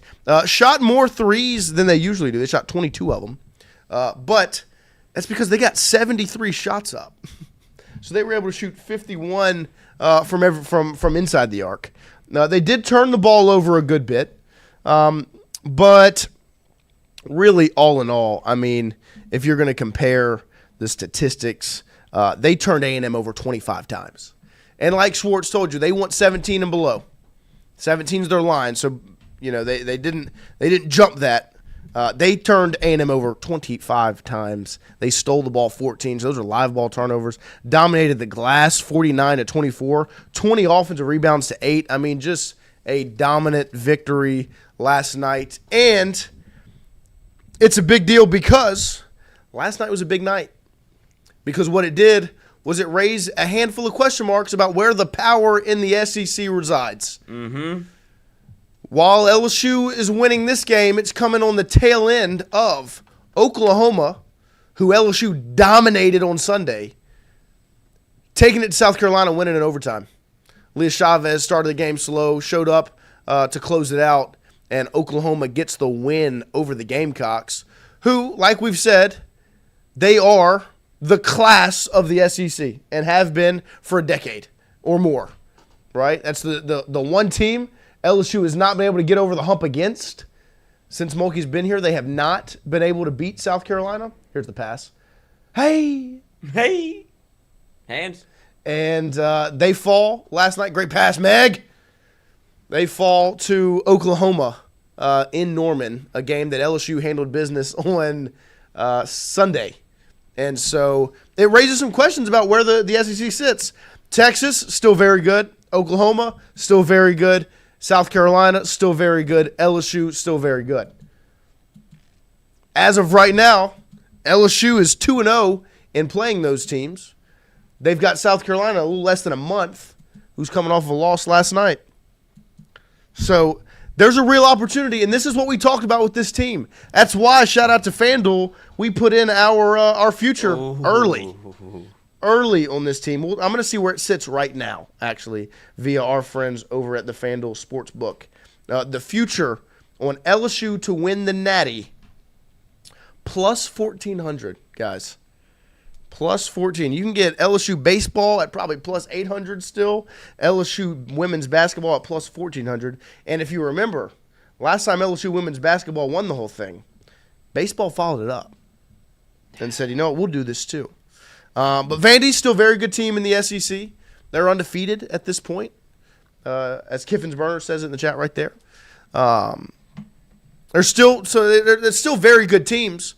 But as of right now, you can see. They just won on the road in the SEC by 40. LSU. Yeah. No, but it's when you see South Carolina fall in that game, right, it goes, okay, you can kind of see a sliver of light, and LSU is getting in their groove right now. As of right now, they should be undefeated. They're not. They needed a bit of a wake-up call going 0-2 to start it, and they have hit their stride as of right now, and they're about to get real comfortable in the next week or so as they've got 3 straight home games. And I have a feeling that the PMAC is going to be packed. They've got Florida at home on Monday, Arkansas at home on Thursday, then they've got Alabama, who is ranked, at home on Sunday. So, I mean, that's 3 straight games in 1 week. 3 games in 7 days. A little stretch, but all at home. All at home. And that place will be packed to the gills. And that gets you to the next week where you go on the road to Texas. So good stretch here of women's basketball coming up for LSU. It's really exciting, man. When you talk about the programs on campus right now, I mean, we talked about baseball early this morning, and baseball's a machine, right? So is women's basketball. This program is a machine. Coaching matters? Coaching matters. Recruiting and actually having the talent matters. You've seen the transfer portal work extremely well for LSU baseball, LSU women's basketball. And I'm excited to watch the Tigers continue their streak right now because they are playing some good basketball. And it starts on the defensive side, really. Like, I mean, they're holding teams to not a lot of points. You know, like their last 3 games, I mean, Texas scores a bunch of points. They only scored 65. Oklahoma scores a bunch, only scored 72. They hold A&M to 54. And really outside of the Kentucky game, because Kentucky, they give up 80, I mean, they've played some very good defensive performances. It's just been the offense that's lacked at times, turning the ball over. Obviously 17 last night, not pretty. But guess what? When we talk about defense, you turn the ball over 17 times, they scored 9 points off 17 turnovers. That is half a point per turnover. That is a great number because guess what? It should be 34. You turned them over 25 times and scored 41 points off that. That's what it's supposed to look like. So you're still a little bit below 2 points per, but you want to be one plus point per turnover. And that, I mean, you scored 41 points off their turnovers. They scored 54 total. It's pretty impressive. So, I mean, off their turnovers, and you shooting free throws, it's going to be it's fun to watch. That's for sure. So continue to stay excited, stay locked in. Like I said, they've got 3 games coming up at the PMAC, and it is a show. It's a spectacle at the PMAC when they play. We were talking with our men's basketball crew here, which they love all the sports, but of course they are heavily invested emotionally in all the ways in men's basketball, and the vibes are just different. It's more fun in the PMAC at a women's game, not just because they're winning, but like the playlist is different. The whole it's marketed to be a spectacle. The T-shirt at the Texas game said "The Show" because that's who they are. So really, really excited to watch them get back to it this week as they will be at home Monday, Thursday, Sunday in 3 straight games in 7 days. Very, very exciting there as they continue to win. So it's fun to see. It's exciting around LSU right now. There's a lot going on, man. And maybe that's why the week flew by a little bit, because there's just so much happening, right? And we continue to monitor, obviously, the Jordan Seaton some news over saga. This is by Zach Nunez, who is flight tracker season. Tracking some flights. Where we at? We're going from Atlanta to Baton Rouge. So we're leaving ATL. Early Thursday morning is set to return. I didn't even know he went there early already. This afternoon. Look, they're trying to get this deal done. I mean, they felt extremely confident, I believe, on Monday that they were going to get this thing done. And Unc wanted to keep the conversation open with other schools. But they're making a push because really this is that important to them.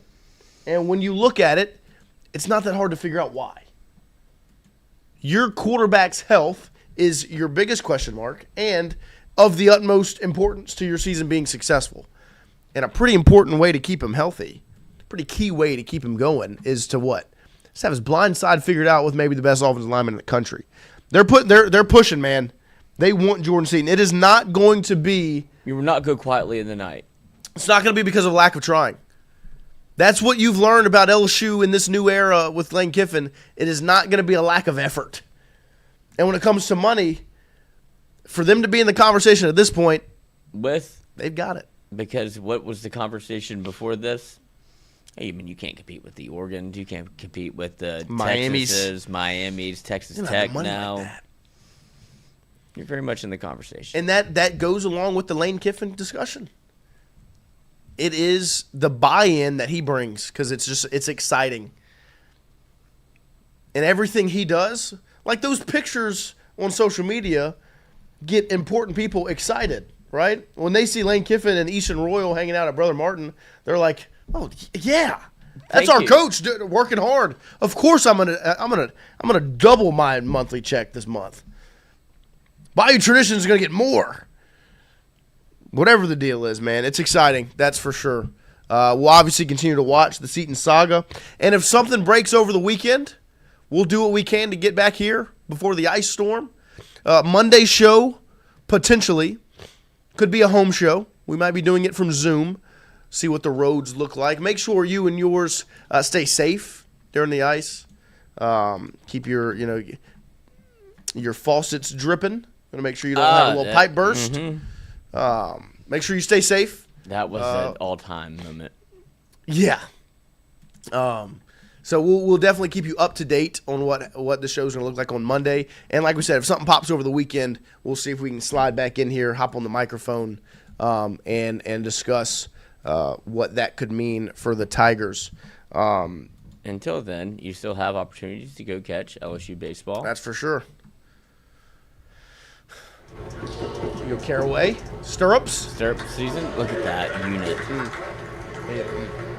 It's the ideal build of me. Yeah, sure. The picture of him and Cade Beloso. Yeah, he gets it. Beautiful. Yeah, he's bought in. She's like, I heard I need to take a picture of this guy. He's like, hell yeah, you do. But there's still some solidifying that needs to be done. I will say this, and Coach hit on it a little bit. What you saw from Tanner Reeves at second base. He's a second baseman. And I was screaming it from the rafters last year. I know. It's a different position when you've tried to shoehorn him into third base because the bat plays so well. Yeah, he is a natural second baseman. He's filling the position very well. That was his problem at third. Yeah. Everything was rushed. It's a different spot. Because at second base, you can field it, and you can take your little hop, and you can deliver it because you're, 10 feet away from the first base bag. At third base, you got to get on it, and you got to get it across. You don't have the same breathing room, right?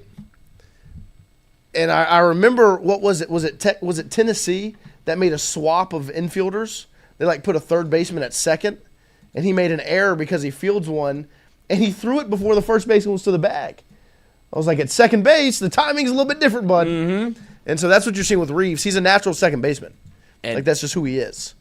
Even this play right here, great throw by Aaron Beatty behind the plate is a problem. Yeah. In terms of being a good problem, but great pick covering from second to come get this to come get the runner, and the pick is impressive. You can see he's just comfortable. Yeah, it's he doesn't make that play at third. It's right, just that's what it is. This is him. This is who he is. And Aaron Beatty behind the dish, which he had some very impressive blocks. And obviously, the maybe the sweetest swing on the baseball team as of now. Development. Mm-hmm. It was always going to be, because you saw the swing. We drooled over that swing last season. And it was like, well, if behind the dish, if he can kind of straighten, because there was a rough stretch there in the non-con before he kind of picked it up later on down the line. There was a time I didn't think he could see. But against, what was it, North Dakota? It was like North Dakota State. It was like, oh gosh, pass ball. This is rough. And he started to turn it around. And then Poppy came in. And Poppy, Iron Man. Also, another Schmidt was dealing yesterday. Also, but this, I'll put my your stock. Pearson will be a starter. Big Baby John. He lost. Look at he's looking lost slim, cuz. He got slimmed down a little bit, but he is a problem at the plate. Yeah, and he was last year. Jay went to him as a true freshman in Omaha. In big moments. I trust that swing. He's a just natural ball player. I remember watching the summer ball, right? When he was playing for whatever team that was. And he's just cranking baseballs. But this was first pitch fastball hunting, and it sounded like a gunshot went off in there because he is too good to keep out of the lineup. I don't know where you put him. If it's I'll continue to say this because people will push back on it, but he's a better athlete than you think. And I remember watching him work at third. I was like, you can tell it's not natural for him, but he was moving well. He was in the rhythm of it, And we were talking to some people that didn't cover the baseball program as closely in Omaha. What is he? That's just wait. Yeah, no, so I wasn't surprised when Jay let him hit. Well, you just don't know what Louisiana baseball athletes can look like. Oh, I remember watching John in high school, and it was like he played running back and quarterback. Are you kidding me? I'm talking about just on the baseball field. I know, but I'm saying kids don't know what some of these kids can look like. Looks can be deceiving on a baseball diamond. Yeah, you got 4.6 speed though. No, who I'm really high on, and he was in one of the clips you just played, is Rizzy. I think he's going to be a key cog in this machine this year. It was good to see him throw. Obviously, and Jay will down this hill, so I'll down it with him about William Schmidt and what he thinks. He's like, oh, I guess y'all weren't impressed with what he did last year, undefeated, and in his starts, he was 8-0.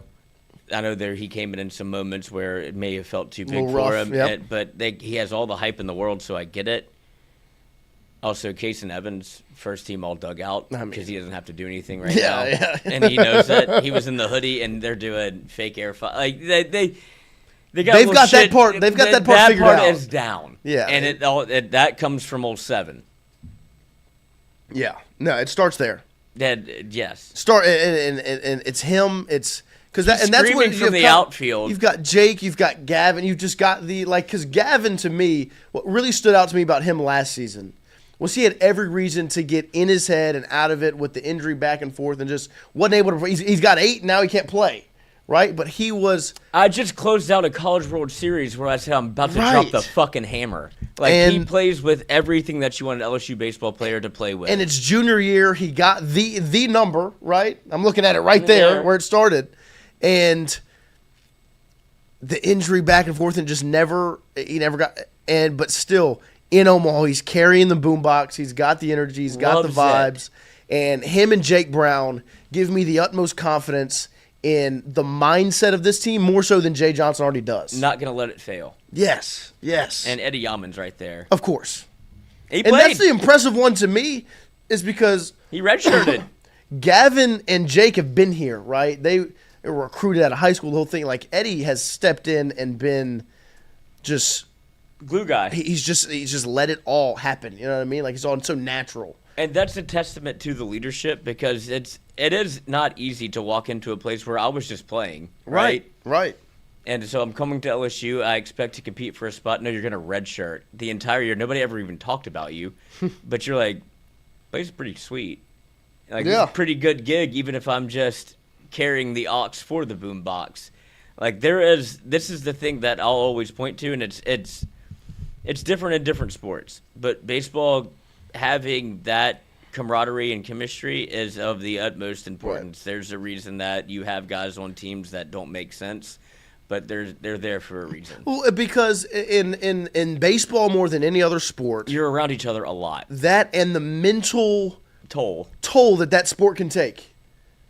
When you're going through, you have to be a little dumb. Say you're Michael Braswell, right? And you're going through that.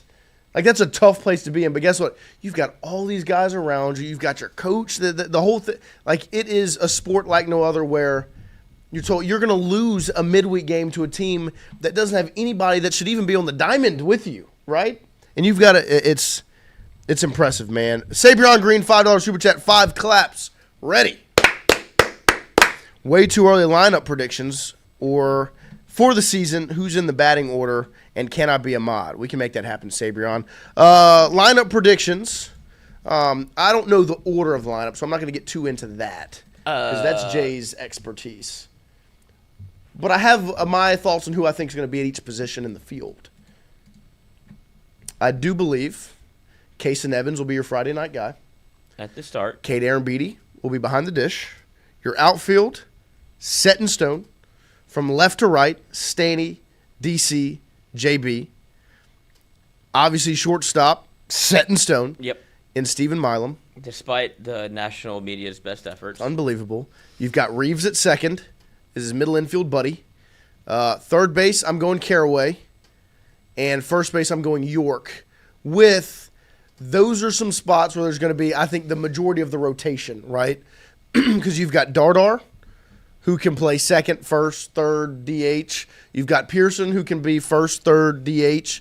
You've got Braden Simpson, who can be first, third, DH, the whole deal. Caraway obviously can do all of those as well. So you're going to see some rotation there. But to me, that's where I see it kind of beginning. And I texted Dardar yesterday about coming in next week. And you want me to read you his response, Lloyd? Absolutely. I'm down to get on. Low-key, I'd rather do it closer to the season or even in season. So what I'm gonna do is I'm gonna get big leagued. No. He wants to be like in it when he comes on. Well, that's Tanner Reeves. That Watch it go, over baby. Everything. Watch it go. It's nice to see 8 back on the field. Well, don't do that. Well, yeah, but that will happen. It happens to everybody. But that's why. You remember what Dardar did to old Cade last year? Yeah, Dardar went Yabo off of Kason Evans and Cade Anderson. He's got 2. He can swing a bat. It's impressive. It pops off the barrel. But no, and to your point of trying to predict a lineup or starters, you saw this last year. Of course. Jay gives himself a weapon that stacks the deck. And guess who he trusts to deal? Himself. And so you'll see a multitude of lineups. You'll see a multitude of lineups throughout the year, and you might see one, if you go back to 2023, something you've never seen before. Yep. And if you've been late to the party, that's okay. All comers are welcome. But Andrew Don't Messina blink. drops his lineup in the chat. Lead off Curiel. I think most people have accepted that as the truth. Stanfield led off yesterday. He did. See, I can't quit what I watched last year. It's the Dylan Cruz method. The double leadoff. I would like to see that too. 1 and 9. Because I remember when they did it and it got in the rhythm, I was like, oh my god, this is a cheat code. Mm-hmm. You get to 9 in the lineup and it's like, there's a leadoff hitter right there. Like you're opening up the bottom of the fourth, right? And they're like, all right, we're starting it off 9-1-2. Like we can get an out of the 9-hole hitter. He's actually he's leadoff, and now he's on, and you've got DC, and then last year it was Bear right behind him or Fry. He was there. This is trouble. I saw that. Not playing, unfortunately. That would be nice. But Messina goes Curiel, Milam, Dardar, York, Brown, Aaron Beatty, Caraway, Reeves, Stanny, with Dardar as the DH 3-hole. And I don't hate that at all. I like Milam in the 2-hole. I like Milam. I might be. I don't know what they're gonna do. Because you could put him lower in the lineup. But at this point, it's just because it's a third-year guy. You would expect him to. I mean, he did hit 211 in the SEC, and people are gonna slut shame that. But whenever it becomes nut cutting time, who else would you rather see? Right. They are missing that. Not having Bear is a huge deal. Because he won you won you baseball. And Fry, you don't have probably 5 times. You don't have that big monster that you can just slide in at 2-hole. Who scares you in the lineup? This is what Jared Mitchell was talking about last year. It's like, I need to see a lineup where you're scared. Yes. Like at any point, whether it be through a rotation of 3 outs, 6 outs, where you can't really breathe. And he's like, LSU got to that point when Fry became a guy. Yes. And Jake Brown became a guy. And that's the other one that I will be interested to see where they put him in the lineup, because he did have it. They put the shift on him yesterday. Jake Brown, obviously lefty, for what it's worth. He will hit against lefties. He's not going to transfer. That was so stupid. But they put the shift on, and he drops down a bunt, beats out, he gets fast still. Still fast. He's still talking. And then you had, which I think this guy is also another. Some of the transfers that you saw come in, and Paez came in, a guy that these are names that you'll learn as you go through the year. Oh, Paz? Yeah, Paz. He's a freshman, I think. Yeah, Paz, and then there's the lefty from Oregon came in, and God, why can't I remember his name? I thought we had video of it. I'm looking at John Eads. He did not get it, but he gave up the push bunt to Jake Brown, and Jake Brown's going first move off of him, gets picked off immediately. And it's like, okay, so that's 2 things that happen. One good on, obviously they're playing against each other, so it's all good for LSU. But to see Brown have the wherewithal to be like, all right, I can put a bunt down. Like, you shouldn't shift against me. Santiago Garcia? Nasty. Milam's boy. Yeah, and I could see why they went to go get him. Because he's filth from the left side where, it like I said, you couldn't tell that he was picking. It was going on first move, and he was dead to rights. And then immediately got out the inning, probably threw 3 pitches after that to get out of it. They're going to have weapons inside that middle relief spot, and then Rizzi is going to be... Rizzi, dude, because, and it might be just like the football, basketball guy in me, but something about just a large human going into a game bigger than Chase Shores fires me up. And because I remember seeing that mountain of a man that he is last year when we were in Omaha at some of the practices. But just when you see one of those big pitchers go on the mound and you're like, oh gosh. But it's like Skeens. Chase, like Skeens is this mountain of a man. Not the same player, Of course not. But I'm just talking about from looking at it. I love the intimidation factor of seeing a huge person on the mound. Because Chase Shores is massive. Right. Maverick Rizzi could eat an apple off his head. Devin Sheeran, big old boy. Haven't been talked about enough. Yep. They'll fly under the radar. The Dardar? The Dardar. But they are loaded.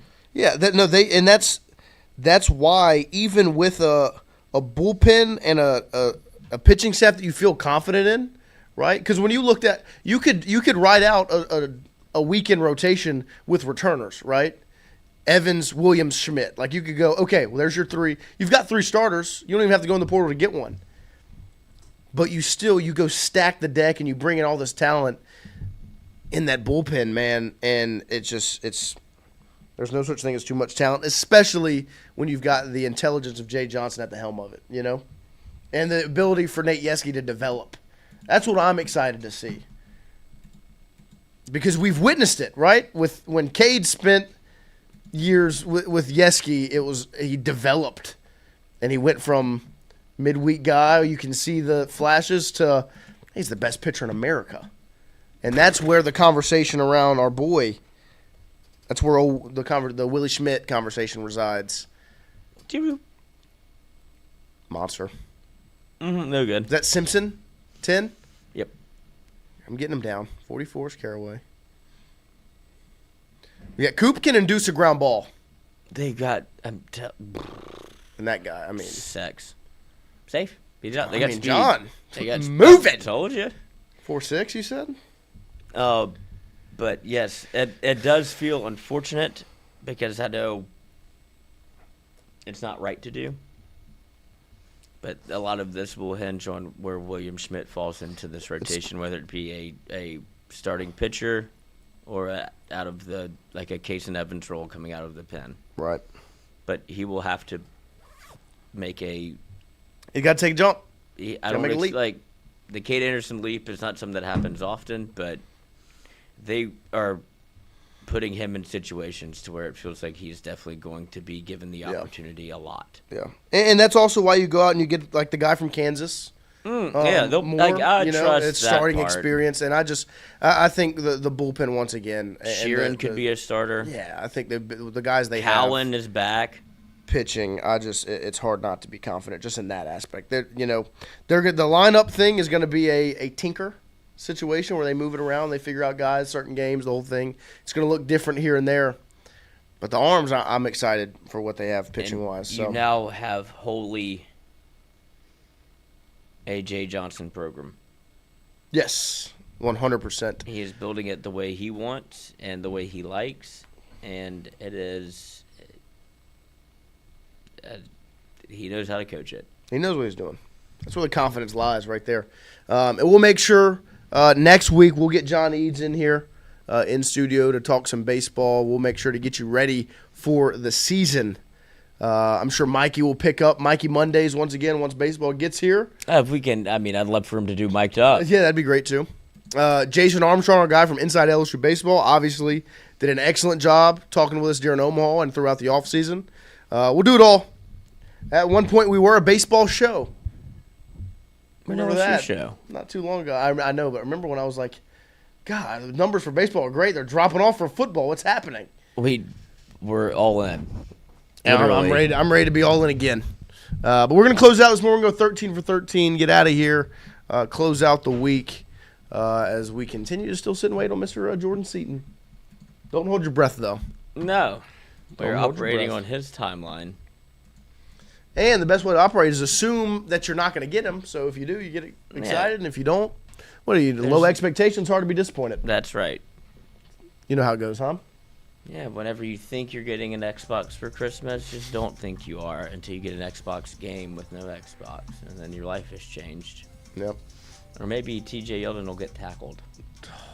What's wrong with you today? These things you're talking about. I don't like it. Let's see. Oh, Sandy Bear. Sandy Cheeks. This is SpongeBob.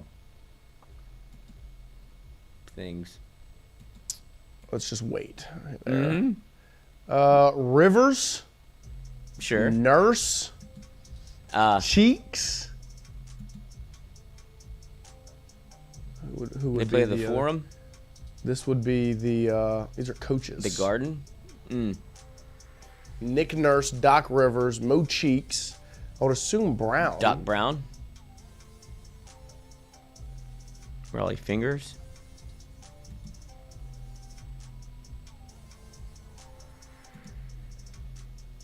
Yeah. Because then I think there's Sandy, Satchel, Catfish. And because then you've got scout, coach, manager, trainer. And there's Dome Arena gardening for him. Bang! Easy work. How about that, Dardar? Canada Day. Canada Soon Day, come. man. It's never too far. Wish it were farther. It is insane that's the only time that's ever happened. We were talking...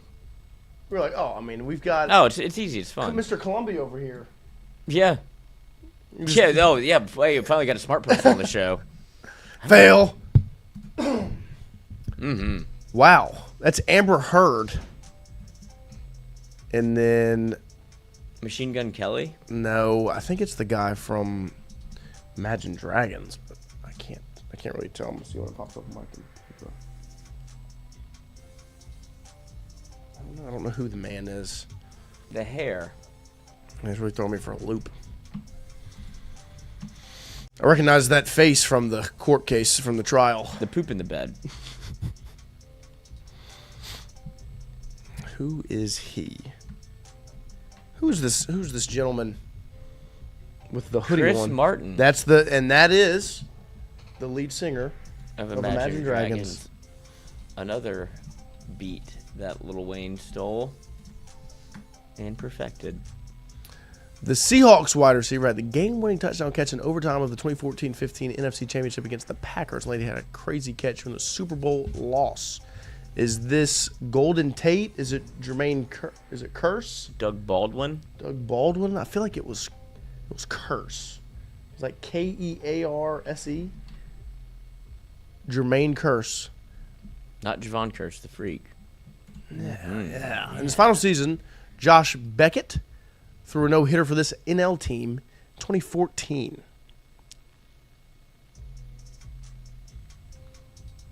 Are the Marlins in the NL? I believe they are. I don't remember Josh Beckett.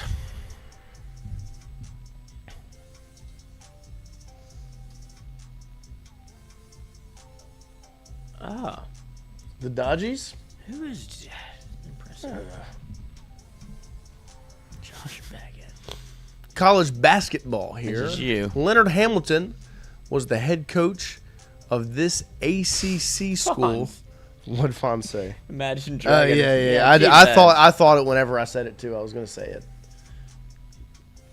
Leonard Hamilton was the head coach of this ACC school from, does that say 2002? To 2025. North Carolina State. Who took over? Um, Who's the new North Carolina State? No, he was the coach of, not Miami, because that's the white guy. oh, Florida State. I'm thinking of the old Larangia. That's the Miami guy. This is Florida State. History Tim McVeigh. was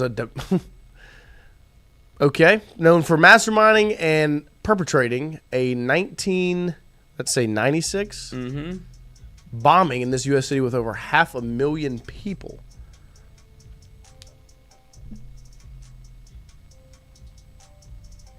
I should know this. I feel like you should know I this. did until I read it. Is it? It's not Oklahoma City. That was later than this, right? It is Oklahoma City. It is Oklahoma City? I thought it was later than 96. It's a great joke that I like to make. I don't like when people make. Beverages.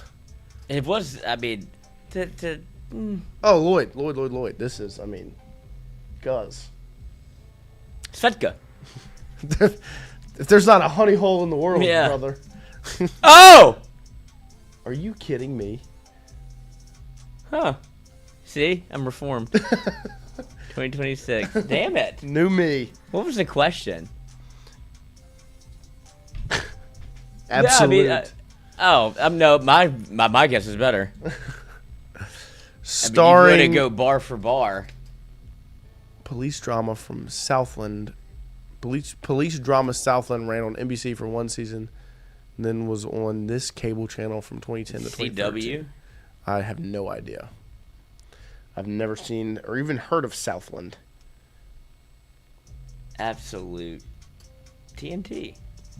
Not a vodka. This is bothering me. It should. It's bothering me. I've never seen...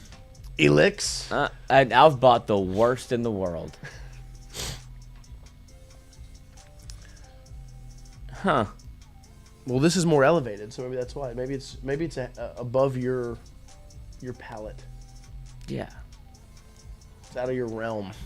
You're not built for Well, the you don't Elix. buy expensive vodka. There's no point because unless you drink it all on the rocks, Right. which is a crazy move. What was the first Fast and Furious movie to not feature Vin Diesel? That would be Hobbs and Shaw. Oh. Great movie. It was Jason Statham. Oh. But which one would it have been? Oh, it would have been Too Fast, Too Furious. Well, no, he was in that one. Maybe he wasn't. The one with Paul Walker and... Tokyo Drift. I said forget about it, Tokyo cuz. Drift. Tokyo Drift was earlier, yeah. I said forget about it, Okay.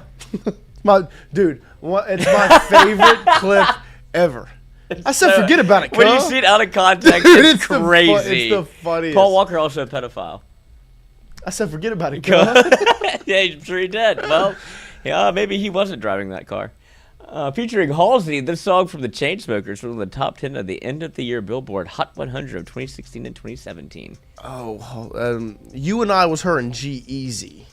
And they had sex, and Halsey, He cheated on her. and she had sex And with LeBron. they had to perform. No.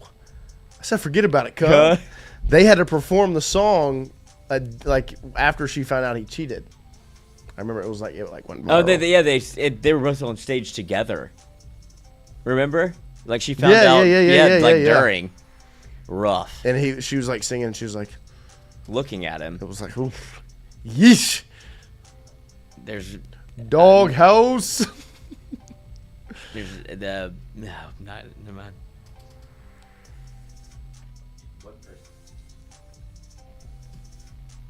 The answer to this is Closer. That's another good show. It was Too Fast, Too Furious. Yeah. That's I said forget about it, cuz. Wait, Too Fast, Too Furious, not Tokyo Drift? No, Too Fast, Too Furious. It's the number 2. My favorite of these is Tokyo Drift. Well, Tokyo Drift is awesome. I'm not doing the vodka. But one really, because I mean, they were I they were had too much ball knowledge. they were very good until they got to like 6, and they started getting like a little out of control. But Tokyo Like- Drift was insane. Yeah. No. They had They the started. Asian Brad Pitt They that started was getting. eating They started the whole getting time. like it started getting away from like car racing, and like Vin Diesel turned into like Superman. He's like pulling helicopters out of the sky. And I'm like, And the Rock is in we're it. getting a little out of They're hand dragging here. a whole safe down the highway. Yeah, I mean, but like they turned Vin Diesel into a superhero. They went to space. He started like stomping on the ground and it would crack concrete. It's like, I mean, come on, we're losing the plot a little bit here.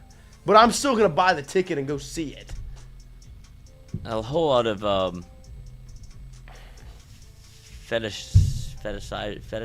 fetishizing of the microskirt in Asians happened because of Fast and Furious. They did rock the micro skirt. Certainly Tokyo Drift. Well, yeah, There's that song. Tokyo Drift Mm-hmm. is the song. See? Yeah, it's all time. Fast and Furious. And Tokyo Drift is a great song. that is Mike Winchell. That's what he did after his life. And as a Permian Panther, he disappeared He did. to Tokyo because he could no longer show his face in Texas after losing the state championship. And then I think he went and did NCIS New Orleans. He did. After that. Not a bad actor, not a great actor, No. but somebody that I will always like. Yeah, I agree. NCIS New Orleans was such a funny show. You like football, Mike? Do you? His For mom family. is insane. That's true, Ivo. It's for family. It's for family. Bow Wow. Yeah, he is. He's got the Bow whole Wow car. was in it. Yeah, I'd seen that movie way too many times. it's a great movie. And it's good. And then Mike Winchell gets in the fight in the high school parking lot. Well, and they race, Mm-hmm. because they race it's like the start. It's like the first 5 minutes. Absolutely. Like this is what Fast and Furious is supposed to be. We're drag racing 5 minutes into the movie. Right, at school. It's not Vin Diesel doing a backflip off the Eiffel Tower, catching an airplane. It's not Triple X. You know what I mean? Like, we're not. I mean, it's not the Avengers. Now I kind of want to watch it. What, Fast and Furious? Oh, Tokyo Drift. Wait, he has a fishing channel? I want to watch. I want to watch Too Fast, Too Furious just for the. I said forget about it, cuz. I'm gonna play. I have to play the clip. I have to hear it because it just. I don't know why it makes me laugh. I can't play it on here because I will get popped. Let your man go, huh? Drop it, I don't want to talk about it. Drop it, hell. I want to hear about this, homie. I said forget about it, cuz. The best part is they pan the camera over and into his face. It's showing both of them, Tyrese and Paul, and drop it hell. I want to hear about this, and then it goes pan in. I said forget about it, cuz. One take. It's the best. No chance that was one take. If I'm Tyrese, I'm dying. Laughing every time. That's why they cut away from it. It's like Danny McBride in Eastbound and Down. Which one? There's so many.